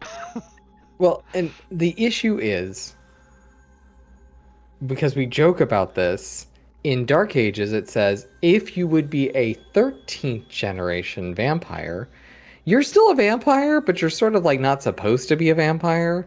They're like, oh, it's diluted enough. You shouldn't be a vampire. It's kind not of possible. Mostly human, yeah. Kind of mostly human, and you get a whole bunch of detriments. And also everyone hates you. Yes. Because they're like, you shouldn't be around. You're an abomination. There's a prophecy that if you're that the rise of thin bloods means the end of the world. Yes. So. And then of course fine. the problem is, if you're familiar with like Vampire the Masquerade, obviously 13 is the new like and bottom tier generation, and they're like, now if you're 14, then you're the thin blood. And it's like, just, we got it, guys. We made another one. We're not the thin bloods now. I feel like that's the problem. If you come from the modern day versions of Vampire and you go to Dark Ages and you run into the generation issue of Thin Bloods and you're like, wait a moment, this is weird. I thought I could be 13. That was fine. And now it's like, no, you can't. You just Aww. It is. We love weird. vampire classism.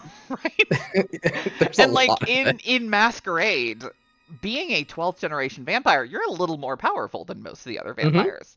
13th is kind of baseline. You're basically like a person with some extra perks. You can get more powerful when you start. You're basically just a dude.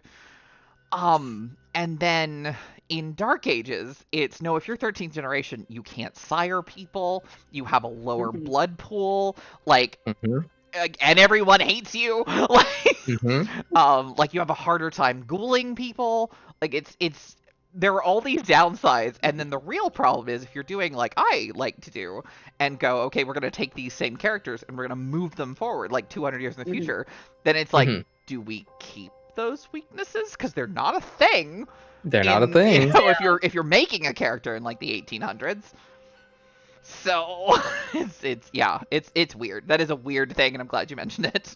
Yes, and again, it's very specific, but it's about generations, and generations is a really interesting thing because I feel like you get a lot of powers by being a lower generation vampire. Obviously, Vicky had a lot. She could burn like 4 blood points in a turn. Blood points. She had tons of blood that she could use, and like that's a huge benefit to a player.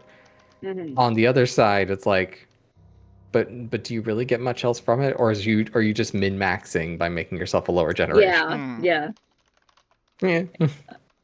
I think that's definitely something that it's like, unless your GM does something with that and makes it like, you know, intuitive to the plot, and you know that your generation means something, you know, then it's just like, I got more blood. Yeah, it's one of those, like, if it's going to be a long game and you're going to get a lot of experience, it's more worth it because you can get more. Like, you can get your physical stats up to, like, 6 dots, which is more than a human can get to. You can get more disciplines, you can spend more blood. But if it's, like, a one-shot like this, that's not really a point, generally. Yeah. Not usually, but we just made campaign. Yeah, exactly. And, I mean, on top of that, another thing that almost never comes up, diablerie. Yeah. And I also feel like partially that's just the games we play. Like most characters that I would play, I have no interest in playing such a vindictive, evil character that I would engage in diablerie. For those that are unaware, what's diablerie? Diablerie is the idea that you can drain an older vampire, a vampire of higher generation, and steal some of their power. For example, if you make a character at like 4th generation, so like right under the people who originated the clans, and you make You make that character, and then you make a character at 13th generation. At character creation, they're pretty much the same. They have the same stats. They're basically just people. One just has a lot more potential. So if both of those vampires then age like 200, 300, 500 years, one of those vampires is probably as powerful as they're going to get. They have all their stats up at 5, and that's it. They can't go any further. They're at the end. The 4th generation vampire has just fucking started.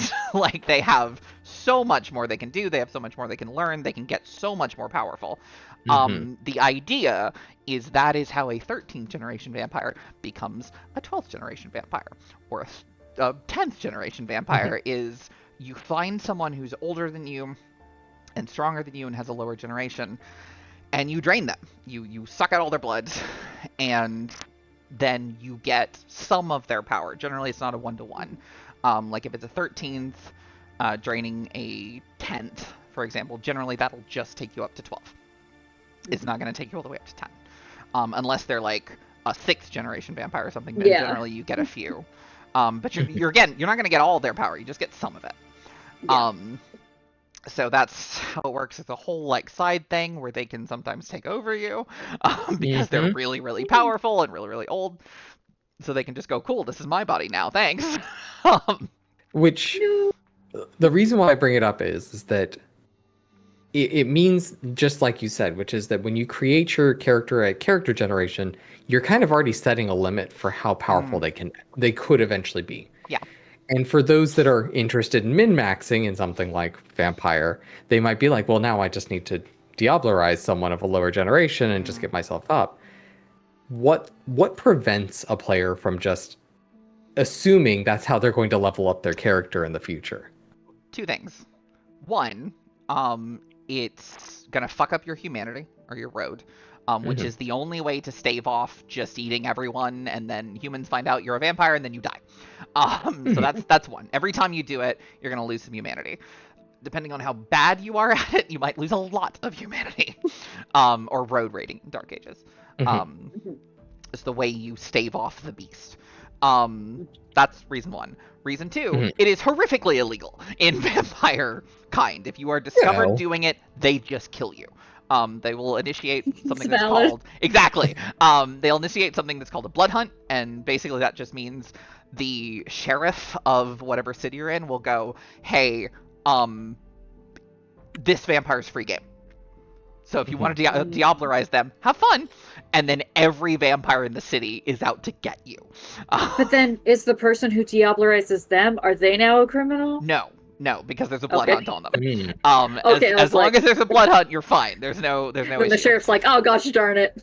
Basically, you gotta do another blood hunt. Basically, the only time you're allowed to Diablerize someone is when they have already Diablerized someone, is generally how it works. Okay. Except there's a clan that kind of their whole way they do is Diablerize, but we're not going to talk about that. The Assamites are confusing. They are. So that's the issue with everything. Is like, but there's this exception. The Assamites' like whole thing is they are the judges of vampires, so they hunt down vampires that are like revealing who they are too much, or basically just killing a bunch of people. They'll just hunt them down and kill them, and their personal clan reward for that is, well, I get to eat them now, right? And because they're assassins and incredibly deadly, the other vampires are like, okay, we don't like it, but we can't really stop you, so have fun. I've got my eye. Exactly. Just know I'm angry. Yeah. So I do know. Exactly. Strong disapproval. Thumbs down to you, sir. Again, I bring it up because it's more of a... We just talked about character creation. And we're talking about like a bit about how the gameplay is. We're talking about how you build characters and how you make them more powerful. I guess we could move from here into what does the experience system... How does it really work? As a like storyteller, how do you determine how much experience to give someone in a longer form campaign? And are there just better things to use experience on compared to others? Yes. Yes is the answer. So the way you do it, there is actually a table. There's just a full-on table. That's like, okay, every session you go through what's basically a checklist. You know, did everybody participate? Did they learn something? Did they overcome some hard obstacle? And generally there's a range given between like 1 and 3. On average, what I've found is generally you're going to be getting between 3 and 10 experience points. 3 is very, very low, and 10 is like the max you should ever give. I generally only do that after a boss fight, is generally my own personal take. As far as spending it goes, generally, willpower is great. Willpower is fantastic. Willpower gives you an auto success. Auto successes are always a good thing. So willpower is good. This isn't really experience, but at character creation, you get some points that you can just spend. You always want to put those points in stats, because stats are way more expensive than anything else when you buy them with experience. Disciplines are always good. It kind of depends on like how you want to make the character. Like if you're going for like a saintly vampire, then maybe you want to put a bunch of points in your road, so that you have more ways to fight the beast and you're less likely to drain someone, or stuff like that. So specialties are also nice because they work really well for whatever the specific thing you do is. Like if you have a longbow and you're like, I want to use this longbow like forever. I want to use longbows forever. Especially since there aren't generally like magical items like there are in like D&D. They do exist, but most of the time you're just going to get like a decent weapon, and that's what you're going to use for the whole game. Because of that, you can get a specialty, which is a lot cheaper than upping your archery, and just say, I'm really good at longbows. And that's it. You can get multiple specialties. So like if you just want to be good at all bows, you can go, okay, I have a specialty in longbows and crossbows and short bows and hunting bows, and like you can do that. And it's not going to make a huge difference, but it's going to, like, it makes it so that 10s count as 2 successes. So you got a 1 in 10 chance of double successes. So, or I guess a 1 in 9, because 1 is not a success. So that's nice. Still really beneficial. Yeah. As far as how much to give, like, on a long form campaign, it kind of depends on what you're going for. I like my players to feel incredibly powerful at the end of a campaign. I really like that. Because that way you can pull out crazy shit at the end of a campaign. Like you can dive into the books and go, okay, I'm throwing God at you. Or in my case, I'm throwing a 1,000-year-old Quaijin at you. Hey, I wasn't fighting her. All I did was be like, I wish to not fight you, and I don't want to fight you. Putting you in a box, and you in a box, and you in a box. It sounds much nicer than what I actually was doing, which is to joke about. Again, I played a Tremere, all sorts of cool magic. One of the things that you can go for in Tremere, if you delve into some of the other books, because there's a lot of books out there. Yeah. That's the best way to put it. They have a lot of books that they made, which I think we can talk about as well. There's an ability called alchemy, and there's a second ability called transmutation, because they just couldn't make up their mind. If you have dots in transmutation, you can do something called jail. And jail literally sounds exactly what it sounds like. You roll a dice pool and it puts them in a bubble in like a solid block, and it's made of solidified air. Oh. And it's impenetrable. You can't get out of it. Also, you literally are breathing liquid air. Ooh. It's very uncomfortable. Yeah. But you will not die even if you're a human. But you're not getting out of there for a while. Real unpleasant time. Also, the Tremere can't turn it off. This isn't something that that the Tremere can just go, okay, you're in a box, and now we're going to talk for a little bit, now I'm going to let you back out. It just stays there until the scene is over. So generally about an hour. So you're just there. So fun times. Real quick way to take some people out of a fight. Oh yeah, for sure. I really, again, and this goes into making characters. I like characters where they get to do the cool thing that they're really designed to do.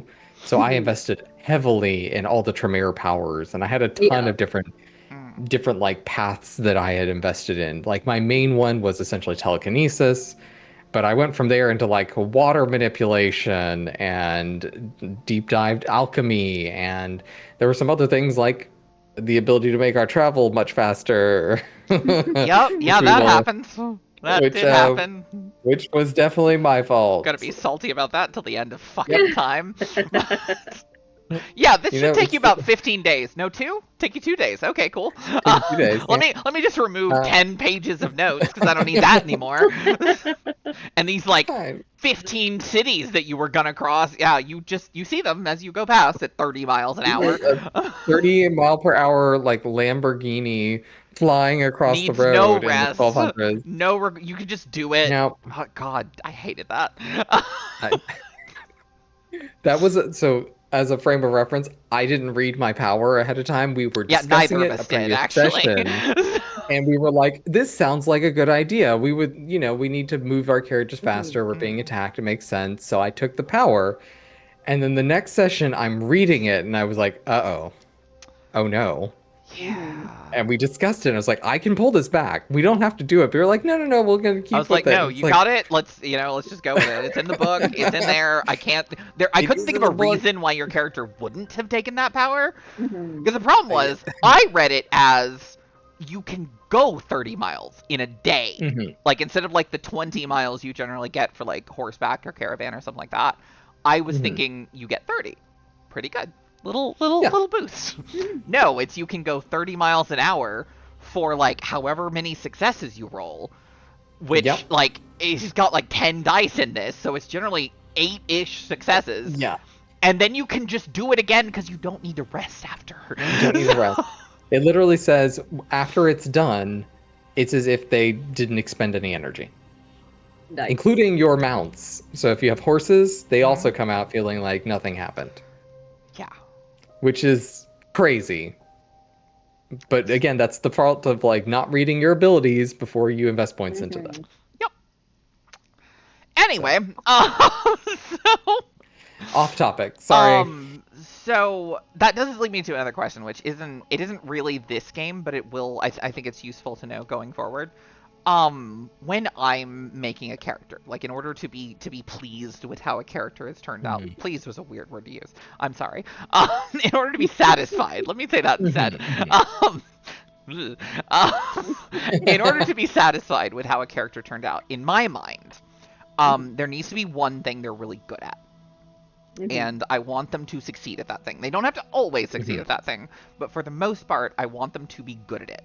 And, like 8 times out of 10, I want them to succeed. Like, if I'm playing a rogue, they need to be able to sneak and do, like, trappy stuff. And if they can do those things, they can suck at combat. They can suck at talking to people. They can suck at, like, healing people's wounds. That's fine. I just want them to be good at the one thing and then be terrible at everything else is generally how how do you see that? Like, when you're making a character, like, what makes it so a character is, like... So you've gotten what you wanted to get out of them, I guess is what I'm trying to say. Yeah. I think definitely I agree that the character needs to at least be like really good at that one thing. Because otherwise, when you're playing, you are not getting any fulfillment out of it. Yeah. Like, I had a character who was a monk, and I rolled shit. Like, my highest stat was a 14. Oh, God. And if you know monks in 5e, you need to have good stats in at least 3 of your skills. Yeah. And I had shit stats. I never got to hit anything. I was miserable playing that character. Oh my God. I was just like, what's the point? I'm not going to hit anything in this fight. I'm not going to be able to do anything. So I definitely think you need to have at least that one thing for sure. Yeah. And 5e's like a combat game. So.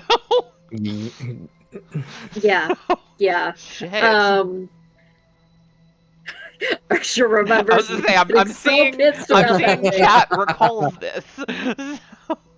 And then I switched them for a different character, a healer, because I was getting so irritated with it. And then that one fight, the GM decided to only counterspell my healing spells. Oh my God. So you literally went from not being able to do anything to not being able to do anything. Oh I'm so sorry. That's horrible. That's horrible. I've actually had this conversation. Again, being in the company of DMs, you run into this, which is I had a conversation with other DMs We have a lot of friends that are DMs, Rip which indeed. is very nice. Which is, I feel like I don't like to use Counterspell. And again, this is a 5th edition sort of thing where you have Counterspell. Pathfinder really doesn't have Counterspell in it. Dark Ages does. 3 point. Well, there you go. Yeah. Which is great. It is a thing. I will say that Yeah. makes Pathfinder and a lot of the like 3.5 era really difficult because you're like, can't I Counterspell it? It's like, you can. Yeah. But it's Kind you have to declare ahead of time that you're going to Counterspell them, and then you prepare to cast Dispel Magic. It's weird. Interesting. It makes it much harder to Counterspell in Pathfinder. You have to really be engaged to do so. But Yeah. in 5th edition, I very rarely like using Counterspell. Mhm. The reason I like it is when you're in a tense situation with something that you really want to be a boss. Yeah. And that's the only time I will use Counterspell. Yes. For example, Jade, your character got I remember this Counterspelled one. Yeah. in a boss fight, and it triggered a Counterspell off. Yes. Literally, we had like 3 We were in lines like a of Counterspell. lab, and there were these like scientific notes, and the guy we were fighting set them on fire, and I had I forget what it's called, the thing where you can like just summon a fuck ton of ice down on everything, and I was like, I'm just gonna do that. It extinguishes flames. And then it got counterspelled, and then our cleric counterspelled the counterspell, and I was like, okay, what does that mean? It did go off, which was the great part it did about go it. off. But I feel like in a really tense situation, that's fine. But if it's the player character is using healing, I would rather the player character get to do that. It's a dick move. Yeah. It just feels exactly. really bad. Yeah. I think as a GM, you just use Counterspell for theatrics. Like, exactly. you use Counterspell it for that. Because otherwise, I like it when my players use Counterspell because they feel powerful doing exactly. it. They're like, yes, I was like, able to do this No, thing. you're not doing that. Yeah. Yeah. The boss doesn't get to do the thing. And that feels really good. That's the like empowerment the player really wants to have. Exactly. But yeah, when the boss is just counterspelling everything the players are doing, it makes everyone feel a little sad. Like, but I only get certain things, and you can do whatever you want because you're the DM. Yeah. Yeah. This doesn't feel fair. And did our sorcerer or warlock counterspell? No, they did not. That's a problem because they should have counterspelled. I feel like maybe if like your damage character like goes down, I can see countering that if you try to like if one person's doing like all the damage and they go down and then you try to get them back up, I can see countering that. Like I can see that logic. Yeah. Which but, like, on that, just healing? Like, what are you doing? Yeah. Like, I have had a boss counterspell a Revivify before. That makes and sense like that's to me. like That was drama. It's drama. It's immediately like, oh, drama and fuck trauma. you. Exactly. Absolutely. Yeah. But that's a DM sort of thing of like, I'm doing this specifically to enrage the party and like up the stakes. Like in a rather than I just want to being up. like, I want to up the stakes. Yeah. Yeah, you want to make it like they have something to lose now that they need Exactly. to. Yeah, exactly. God, I love talking to GMs. it's kind of fun. Because I'll have these conversations with my players and they're like, but that's so mean. I'm like, but it's so dramatic. You don't understand. Drama. It feels good. Like, did you Like, it cry? feels Exactly. bad. It means it's good. Not exactly. I don't run games like We're that. here to entertain you. Don't you want to be entertained? Exactly. Are you not entertained? Well, like when I made them all my little pirate crew, they had to run because Big Bad that they could not fight broke into this like gala kind of thing that they were going because they're like, oh, we have to get information and we're meeting allies and stuff. And like 3 NPCs that were there just got, this is all underwater, just got pressurized crushed. And they were just like, I think I heard about this. yes, because Ellie was like, and I was just, and like they had to leave as the entire city was taken destroyed. over. That's amazing. Yeah, you did, Arsha. Your hag left her cane Yeah, there. the funny thing is when Ellie was telling me about it, she was like, okay, it was beautiful. There was artwork from everyone. So we're all like, they're going to be around for a little bit. And then they just all died. Yes, I did artwork of all the NPCs. Oh, I had that's so beautiful. the king get dragged, his corpse dragged out. Oh my and god. Yeah, and then I made a few of them go back with like characters for a one shot to like Rogue One it. They had to go try and get inside and rescue the 3 royal children that were left. Holy shit. Wow. Yeah. And That's they had amazing. fun with that. That's pretty cool. Yeah. Again, but this is on the side of like, you know, we like making dramatic characters, but as DMs, I feel like we're all a little dramatic. And little bit. props. Again, the joke of like my partner and I were DMing at a bar here in the city, and we were doing a couple of one shots because his group didn't have anything, and so he did a one shot where they all played as random characters going onto this barge fighting monsters, and then did a separate session before that where it was everyone basically got a stack of characters. And you were just a citizen, basically, on this barge where something was killing you. It turns out the players were the ones killing everyone. And in the first place, every character you got that died, you had to stand up and rip your character apart in front of the entire bar. We made 60 character sheets. Jesus Christ! Yeah. And it was beautiful.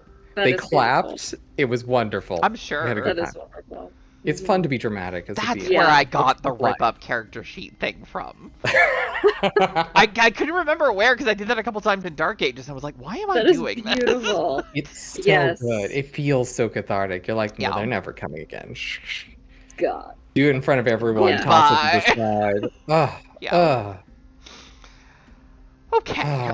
Let's maybe talk about Dark Ages again. Yeah. The systems in general are probably the next thing, and I think we've mostly covered that. I guess the only thing I did want to ask, because Cinn, you're pretty new to this, is other than damage, was there anything that you felt like just didn't really make sense, wasn't really intuitive, anything like that? At the beginning, for sure, when I was trying to figure out how the magic worked and leveling up with the magic. That was, but like once it clicked, it's like, okay, yeah, I got this. All right, this is easy. Why was I so confused? I was definitely a little confused about combat, especially with the like extra stuff at the end, like multiple attack thing. Yeah. But it was pretty, once you got the hang of it, it's pretty intuitive. Fair. I always just felt bad asking to be like, what am I rolling against? Yeah, that makes sense. And like, I think this is a good thing they've done, is they've stopped making it so that the difficulties move. Because in Old World of Darkness, like what this is, you have sliding difficulties where sometimes the number that counts as a success changes. And then you have sliding success rates. So, like, if something's really, really hard, maybe the difficulty's 9 and you need, like, 4 successes. If something's really easy, difficulty's 6 or maybe even 4. The book specifically says if the difficulty goes down to 3, just don't roll. You do it. But makes sense. But in all of their newer games, like everything that they've done, and I do approve of this, they make it so that the difficulty is how many successes you need. There is one number that you always need to get, and that's what counts as a success, and that's it. I prefer that. I think it just makes everything simpler, and the sliding is just not important. Like, go with auto successes if you need to. Yes. There's not, like, I've gotten really good at it because I've done it for a long time, of like, you know, what makes a roll difficulty 6 but you need 3 successes, as opposed to difficulty 9 and you need 1 success. Like, you get the hang of it eventually. What I don't like about it is, sorry, this has turned into a rant, and I don't know why.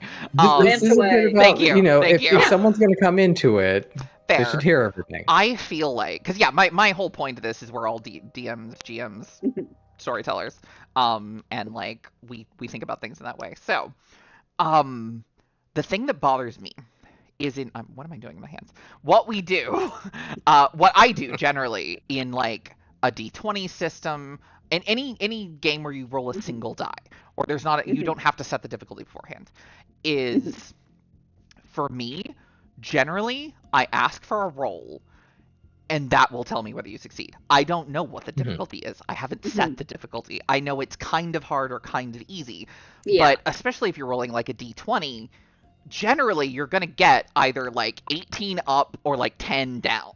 And to me, it doesn't matter what the difficulty was at that point. Like if you're not doing something like crazy where the difficulty is like 42 or something really easy where you probably shouldn't be rolling anyway, most of the time I just ask for a dice roll, and if it's really good you succeed, and if it's really bad you don't. And if it's somewhere in the middle, then I'll go, maybe the difficulty is like a 13 or a 14 and you got a 15, so we'll say you succeeded.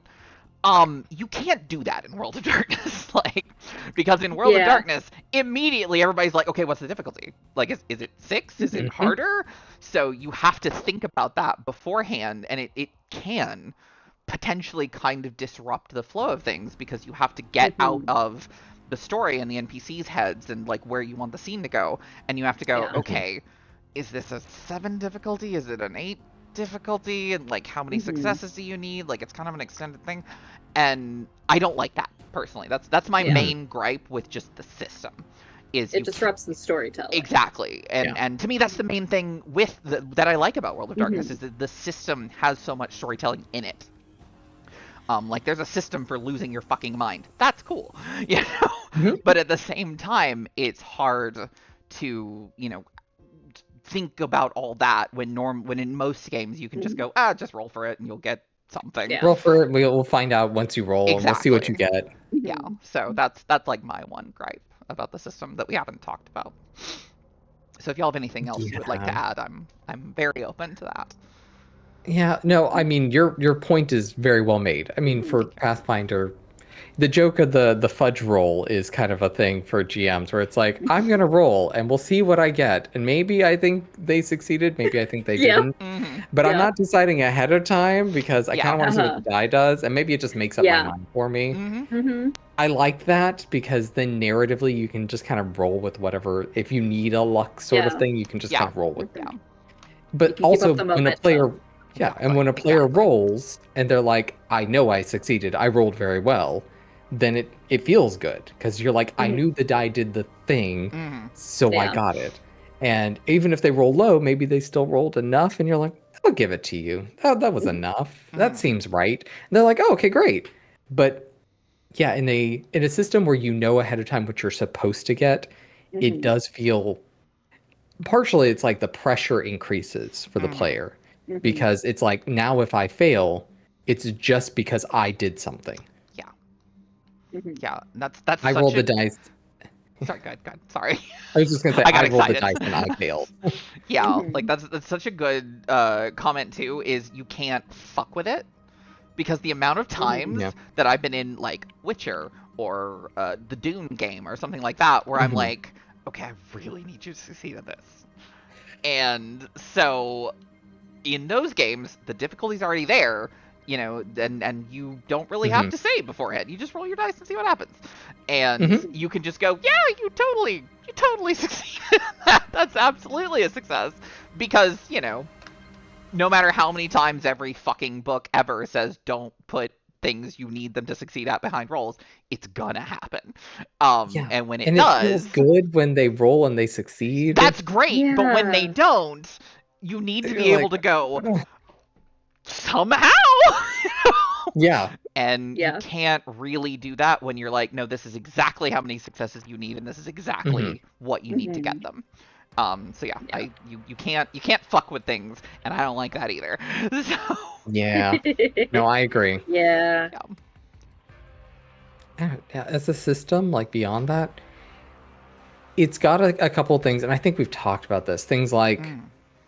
You really, if you're going to have characters that are really fighter oriented and they have celerity, or they have whatever gives them multiple actions. I barely remember how this works. Fair. But also, it should be noted, and this is kind of a separate thing, which is technically, by a lot of newer World of Darkness standards, the thing we never do is you're supposed to declare all of your actions ahead of time. Oh, interesting. Yes. Yeah. So that's the reason why the extra actions come at the end, is like everyone says what they're doing right now. And theoretically, something could have changed, and you have to decide, am I keeping my action or doing something else? We don't play it that way because it kind of hurts. Because it takes forever. You know? Yeah. There's a whole mechanic where you're supposed to be able to spend a willpower to change your declared action. Like if you're like, oh goodness, I'm gonna shoot this person, and then that person dies. You're like, I'm gonna shoot this person. You know, I'm gonna You know what? spend a I'm gonna willpower. still shoot their dead body. Yeah, that sounds like fun. It's supposed to work where you all roll initiative, and the person with the lowest initiative says what they're gonna do, and then you go up, and then once it gets all the way to the top, because the person with the highest initiative is supposed to be able to react to everything that's going on because they have really quick senses. Gotcha. That makes sense. Yeah, like in terms of like how it's that a is fun ordered idea, there. but it's insane. Yeah. like everything takes double the amount of time. With the amount of players I usually have at my games, I would die. I would die. Yeah. Yeah. Exactly. Like if they were all declaring like 3 different moves, that's like 6 players. No. And they would forget what they were doing by the time they it got would to forget. I would forget. I'd be like, sure, yeah, you said this. Go for it. Yeah. And so like I bring that up as this is a house rule that I think I've never had changed, because even when I played that Pokemon game forever ago, and it was also in Vampire, they didn't do declared actions ahead of time. Yeah. But they knew it was the rule, but everyone basically ran it as whoever's at the top of the initiative starts and we just roll down. Yeah. Because it just feels better. But that is as a rules thing, a problem I have with World of Darkness. It sounds cool as a concept. It sounds cool as a concept. But as actuality, I would die. Yeah, it would be chaos incarnate. Yeah, Absolutely agree. So I think beyond that, we've talked about a lot of the things we have issues with. It's like there are a lot of systems to engage in. I mean, there's also the systems of like roads, where things we didn't talk about, like what if you come to realize the road your character's on isn't how you're playing the character? Because roads basically have tenets. They're like being a paladin. There are things you're supposed to do. Or you start running down and failing on your road and ending up towards the beast and killing people indiscriminately until someone kills you. And it's like, well, what if you realize I started on this road and now I think I need to be on this road? Like, how do you determine, how do you fix that? And there's only sort of rules in the system for doing that. Yeah. They're like, it's possible you can do it, but then they don't really tell you how. Or what if you're like everyone else and you're like, I became a vampire, but I don't want to be a vampire anymore. The game talks about this thing called Golconda. Yeah. And then doesn't tell you what to do. And then I had a player why would go, anyone want to not? I want to do that. And I'm like, okay, I'll come up with something. And literally in the book, it's just like, so there are rumors that you can overcome vampirism. Maybe you don't need blood anymore. Maybe you can walk in the sun. Maybe you only need a little bit of blood. This is up to GMs. Bye. And then there's just 2 middle fingers in the book, and that's it. So yeah, I feel like there's a lot of things like that are an issue, but that's not just this book. A lot of the World of Darkness books do that. They're like, yeah, this could be a system, but we're just going to mention it and then just kind of say, okay, bye. Yep. Yeah. And of course it'll come up and you're like, what do I do? Like, it's your problem now. Exactly. The only one other thing I will say about the system that I think could be fixed and should be fixed and has been fixed in newer stuff is Dex is the stat. Like that's the stat you get. You need Dex. Whatever character you're playing, whatever, clan you're playing, whenever you're putting stuff in your stats, you need to at least have 3 to 4 dots in Dex, because Dex is for everything. It's an initiative. Almost every combat role has Dex in it. Even some like Tremere, like casting type things have Dex in them. It determines your initiative. It determines how fast you are, how dexterous you are. It's like it gets rolled more than anything else, and I think that's something that I'm glad they changed, because in Old World of Darkness, every attack roll is Dex plus something else. If you're fighting with a weapon, it's Dex and melee. If you're fighting with your fists, it's Dex and brawl. If you're fighting with a ranged weapon, it's Dex and archery or Dex athletics. In newer games, melee is strength and skill. Ranged is Dex. And then ranged is Dex, which I think works a lot better, because and because of the way combat works, the way damage works in Old World of Darkness, you can have no dots in strength and still do a fuck ton of damage, even though strength is supposed to be your damage stat, because you only need one success to hit, and every other success goes to damage. So if you have a huge dex and are doing you get like 6 successes, that's 5 damage, and you have no strength. So and that's I don't like that. I'm not crazy about that. No, I would agree. But also we see that with like 5th edition, where it's like, why would I ever go strength? Everyone's dropping strength score because you can do dex. Pathfinder's the same way. It's got the same issue of like, I would rather be a dex character because you can do so much more with dex. Yeah, that is kind of just an RPG thing. It is. Yeah, like in 5e, unless your character, you specifically want them to wield like a giant fuck off sword or something like that, you don't need strength. Yeah. Yeah. You don't. That's fair. The final thing that I have is NPCs. And I know that's probably mostly gonna be me because y'all didn't make the NPCs, but like interacting with them.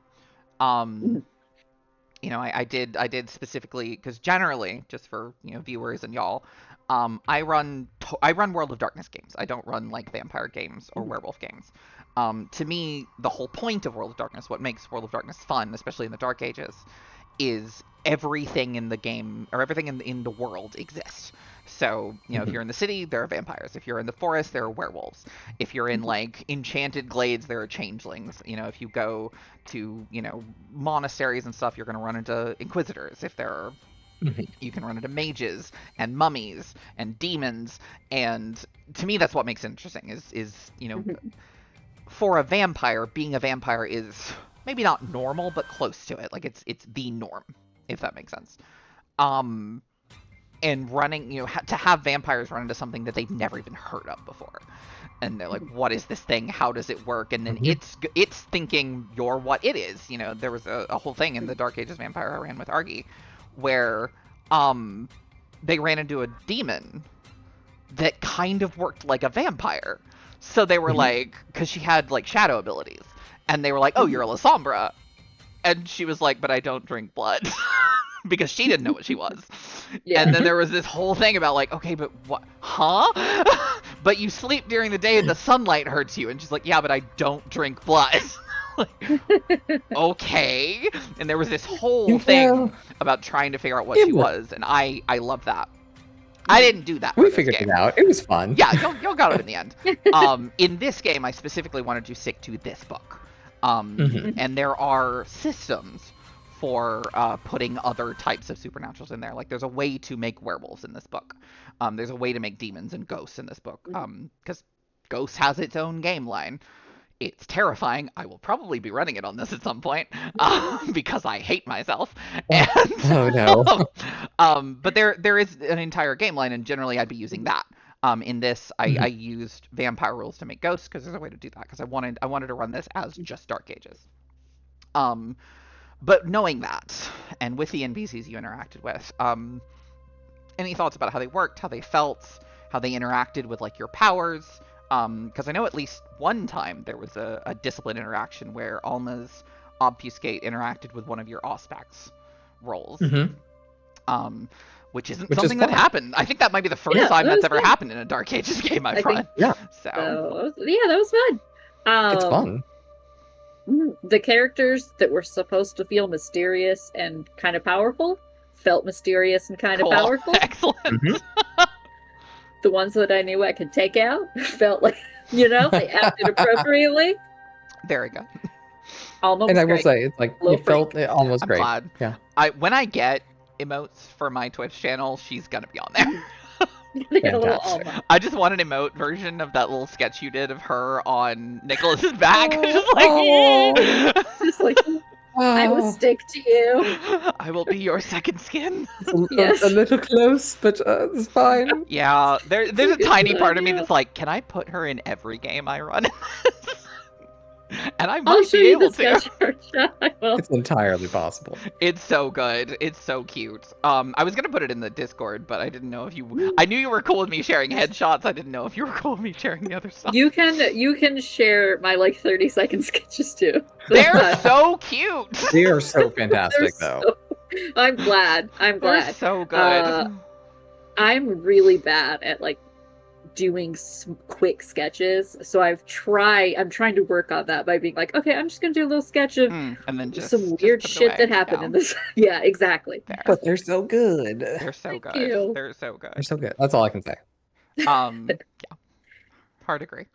Oh, any other NPC thoughts?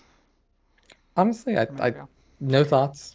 I have been in games where you've made a lot of NPCs and they all feel pretty good. Again. Yeah. This is my folder. nice. My headphone cord's in there. This is my folder of NPC sheets. Because generally I make them on paper. So I did want to ask, because like with D&D, you have monsters and stuff. They're already made. You have a monster manual. You have everything about those creatures already in there, what they can do, that you can throw at your players. And you can find things for NPCs and stuff too. Yeah. Do you have to make everything yourself? So like, is that something? Yes and no is the answer. So in this book specifically, and again, this is actually the first time I've ever made NPCs like this. So in this book specifically, when you get to antagonists, there's a pretty big section on like normal people, the sort of normal people that you run into, like, merchants and guards and peasants and beggars and thieves and things like that. And at the end of it, there's a group of like 3 NPCs, and they're like fully fleshed out. They have little backstories, they have merits, they have flaws, and they're fleshed out like that. And then there's a section on like hunters, and there's a section there, and then there's a section on true faith, which is what y'all dealt with that last hunter. It's a bitch. And then there's like an NPC with true faith and how that works. And then there's like a section on ghosts and a section on demons. Each one has between 1 to 3 examples. Okay. And it's less that you're kind of supposed to rip those directly from the book, although you can. And more that's supposed to be kind of a template for how it works. Yeah. World of Darkness isn't like a lot of games where like I'm running a Trinity game now, and in that you have characters, and they have their big sheets, and they have all this stuff, and there's a whole big process for doing them, and then you have NPCs, and their character sheet can kind of fit on a sticky note, and like it's supposed to, like that's how it's made. Yeah. Like they have, you instead of having like skills and stats, they have like a dice pool, and that's the dice pool you use for things they're good at, and they have another dice pool for things they're not good at. World of Darkness is not like that. Everybody has the exact same character sheet. The sheet you're using for NPCs is exactly the one you're using for player characters. So it definitely does take more work, but I think it's balanced out because you don't have like enemy stat blocks, except for like monsters and stuff. Like there is a stat block for certain types of monsters, like barghests or basilisks or cockatrices. They do have stats like that, like unintelligent animals. Everything else you're kind of just supposed to make. But I think not having like a monster manual is balanced out by the fact that making characters is really fast in World of Darkness. Yeah. Like it doesn't take that long, so you can make 20 NPCs in the time it would take to look up those same NPCs in like a book, I think. Yeah. So, bag guests. Yes, you definitely heard correctly. That's exactly what I said, Arsha. And yes, and thank you. They are exactly as you think. Absolutely. They are angry guests at a bar. Yes. Yeah, because I feel like, with D&D, there's a lot. There's just so much content that you can pull from if you're like, I'm going to play this game. Cool. I don't have to think too hard about just grabbing some monsters to throw at people, which I can see as being a little bit of a stepping stone for some people who want to just get into something just to try it out. Yeah. Unless they have a GM who's like, yes, let me make all of the NPC sheets, please. Yes. Which I do enjoy. I think we might all be like that, actually. Yeah. So. Yeah. We are all guilty in many ways. So I can see that. Okay. Good to know that they do have some that you can like take and be like, okay, now I have a... Habibi. Yeah, I have a template. What I will also say is I feel like... Hello. I feel like, unlike in D&D or something, and this is not how I run World of Darkness, just again, I like to have a much fuller experience. Unlike in D&D, most of the time, you're not really supposed to be fighting anything that's not a vampire. Like rules is written, the way the game is kind of supposed to be played, it's supposed to be a political maneuvering game where you political maneuver against other vampires for stronger vampires, and like maybe there's a werewolf at the end. You know, maybe you run into like a ghost or something at the end. But I think a lot of the reason why there isn't as much, and there, you know, it's there. You just have to buy 10 trillion books. Yeah. Like you can find random monsters. I have them, but you kind of have to look. But you know, the way you're kind of supposed to run it is you just have other vampires, and you're kind of supposed to just use them as your antagonists.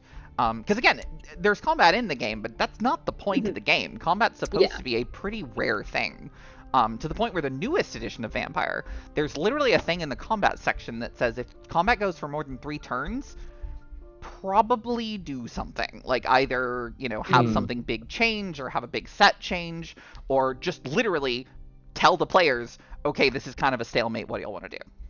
And it can go further than that, but like that's not the point of Vampire. So I feel like that's part of why there's not like a monster manual, because that's not really how it's supposed to go. It's not a combat game, essentially. No. Yeah, which is also something to think about. People watching. Yes. For, if you want to play, do you want to play political espionage kind of stuff? You know, that court theatrics. I mean, but also. It is like, exactly a family drama game. Exactly. And you know, things like that work really well in this setting because you have a lot of social skills. Exactly, it's RP, stuff, but you have a lot of social stuff. Yes. Yeah, and like you can do combat in it. Combat works. Combat is, I think, deep enough to be interesting. But that's, just that's not the focus of the game. Exactly. So if you're someone who's like, I want to be a murder hobo and run through and just kill everything, probably not the game for you. You and your character will die. Yes, everyone will die. The vampires will kill your character. The GM will kill you. But yeah, if you want to do a whole bunch of, you know, just really good, solid RP to move a story along, then I think the game for that. This is the game for that. Yeah. I think is our kind of general overview. It's like if you want a lot of RP, this is a good place for it. If you want just combat, I don't think it's the right place for just combat. Chief. So, yeah, and there are games that are more monster related that are supposed to, you know, where you play, you know, vampires and can do more combat. But this is not. That's not the point of this. So. It's a good way of summarizing it. Yeah. Thank you, Cinn. You're welcome. Anything else? Because that's all I got. And we did it in like 2 hours. I know. I'm gonna just put it this way. Thank you for storytelling for us. Oh, thank you. Yes, it was wonderful. I had a great time. I like introducing me to the system. Yeah, of course. And I will happily screech with you about it anytime. I love this system. We will be back to it at some point, or similar systems. Yeah. Oh, yeah. I was tempted. I'm not going to, but I was tempted to start with this, go through all the Dark Ages games, and then do all the modern World of Darkness games. And I was like, no. Like, we will at some point. Because my thought is I'm going to do this one, and then I'm going to do the Star Wars D6 game, because those are my 2 favorite games to run. And then I might do Witcher, because Witcher is also one of my favorite games to run. And then after that, I'm just going to start picking random shit. Yeah. Because we got choices. I figure I'll do my top so 3, many. and then I have over 1,000 purchases on Drive-Thru RPG. So We're going to get through some of them. some of them. Yes. Yeah. We'll stop when one of us dies. Far in the future. How old are both Far of in y'all? the Just so I know future. what to plan. No, it's fine. If we're in vampire terms, I am a neophyte, so There you go. I'm just a baby. Just a baby, yeah. But I guess we should talk about what's happening next, I right? guess we should. Okay, well, it was You and I did decided the before exact we same ended expression. up. Like, yeah, I think you should. It was decided before we got on the stream Yes. that I would be running next. So my favorite RPG system, which is the weird controversial take I think for a lot of people, is Pathfinder First Edition, not Second Edition, Pathfinder First Edition. And the short blurb here, just for people that are unaware, Pathfinder First Edition came out of kind of a generational shift with Dungeons and Dragons. So it is very much like Dungeons and Dragons. Those that are familiar with Dungeons and Dragons will be like, I recognize a lot of these things. But there were a lot of things that happened during the end of the third 3.5 generation where Dungeons and Dragons, owned by Wizards of the Coast at the time, moved to a 4th edition. People didn't quite love that. They really liked 3rd edition and what they had. And a group known as Paizo, who had been coming up with third-party content for 3.5, published Pathfinder using the open game license. And they basically said, it's all the stuff you already like, plus we fixed a few things that like the community was already not liking, and now we're just going to publish more content. And I love Pathfinder. It is one of those game systems where you can come up with a concept and basically build it, because it has so much content made for it that it would destroy the internet if you really went to find it. You'll notice when we actually get to it next time, we will be using websites. There are 2 websites we will predominantly be using. That is D20 PFSRD, or PIFSRD, as some of us like calling it for random reasons. That is your collective every bit of class information, because the other nice thing about Pathfinder is it was made in the open game license, so it's all on the internet. The other one we'll be using is when that first one doesn't work, we go to what's called Archives of Nethys, which is the other side of all the content that exists. Basically, it's on the internet. So the nice thing about Pathfinder is it's all out there. The problem is it's all out there. There's so much. For a small, brief understanding, we are going to be doing some things before the stream happens to make sure that it's not going to take us 3 million years to make these characters. Because there are, I believe, over 30 classes, somewhere in the 40 plus races, ethnicities in Pathfinder. There are thousands of feats in a system where you get every other level. And yes, a lot. But we'll be doing some things ahead of time to help build these characters a little bit easier. But the nice thing I love, and the reason why I love Pathfinder so much is, I mean, you can make any character you want. You can think of a superhero and you can make that character. Maybe not at level 1, but by level 20. Level 20 in Pathfinder, you're basically a demigod. You've got powers. Level 20 in other systems, probably not as much. And so we'll be starting at level 3. Maybe level 4, depending on the type of characters people want to play, which is kind of where you end up getting most of the cool stuff your character can do. Everyone will have some magic items, so we're not going to just be baby characters as well. That way you get nice thing. The difference here is Pathfinder runs on magic items and feats. So if you didn't have magic items, I would make you all feel very sad. So you're going to have magic items to start. Excellent. So those are the kind of key things that will matter here. We're going to work ahead of time to kind of come up with the concepts. Then on the stream, we'll actually claymation the characters together. Nice. Because if not, it would be a very boring time being like, well, let's go through every single class and talk about every single class. So we're not going to do that part. We're not going to go through 1,000 feats. But if anyone wants to, there's a lot of cool feats out there. Pathfinder really has some cool things. And the one thing that I tell everyone about Pathfinder is you are benefited by specializing towards the thing you want to be good at. And so if there's this one thing, like you really want to be good using longbows, it does not behoove you to differentiate your powers and being like, well, maybe I'll take some crossbow stuff. It's like, no. Focus on the thing you want to be good at, and the game rewards you for that. Because there are things, pathways of feats you can take, powers that you get that improve and make you so much cooler at that one thing. And that's what you'll see when we start putting the characters together. Yeah. The other part that I love about Pathfinder is the world it is built in, which is Golarion. And we'll talk about that when we start the stream, because we are going to be in Golarion. Cool. And honestly, I think it's a really cool world. So there we go. Pathfinder next time. It's going to be awesome. I'm very excited. I'm excited to draw whatever weird shit we come up with, dude. I was going to say, I think I know what race I'm doing, and I don't know if you're going to allow it. Ooh. So. Do you want to give a preview or just not? I mean, yeah, it's oh yeah, go ahead. Do you have an idea of that? Yeah, so I want to play a vigilante, which we have talked about a little bit. So like Batman, but hot and gay, because I'm playing her. Absolutely. And I want to be a Strix, if that's okay. Strix is possible, yeah. Okay. They're basically like winged dark elves, more or less. So yes, like, they are. That's They're very just cool. I love that we both were like, I want to be maybe a comic book character. Absolutely. Absolutely. Perfectly fine. Pathfinder works for that. Because everyone's nerds and they made these things.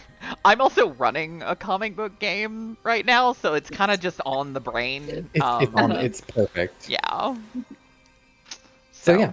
That's going to be next time, and I'm looking forward to it. Me too. I'm sorry to tempt you both with Pathfinder, but I'm looking forward to it. I think it'll be fun. I'm excited to learn the system and be confused. Again, for those that are used to like 5th edition, you're going to see a lot of similarities, and then you're shown feats and realize, what the fuck? What is this? Yeah. How do you even do this? And so yeah, we'll be walking through it. And there will be some other disclaimers at the beginning about character generation, because we'll make them at level 1, then we'll have to kind of bump them up a couple levels. That makes sense. Yeah. Yeah. But yeah, I'm looking forward to it. Cool. Yay. Right. So yeah, that's all I had. I think we're done. I think we finished in like an hour and 15, which is pretty good. Not for bad. The three of us. So we like talk. To talk. We talk a lot. We talk a little bit. We do. So cool. So the character creation stream of that will be on the 13th of December, so long as everybody's still available for that. And we'll be making characters then. Same time, same channel. Yay! Same stuff. Same place. Get in the Discord if you want alerts, and other than that, or if you want alerts that Discord doesn't send you, if you want alerts that I send you, there's a Discord. Yeah, thank y'all for watching. Thank y'all for being here. Thank you for making hilarious commentary, Arsha, and hello, Eden. Yay! And you're also hilarious. I didn't mean to say you weren't, but cool. I'll see some of y'all Monday, and we're doing more solo leveling because I want to finish that goddamn game. Until then. Bye.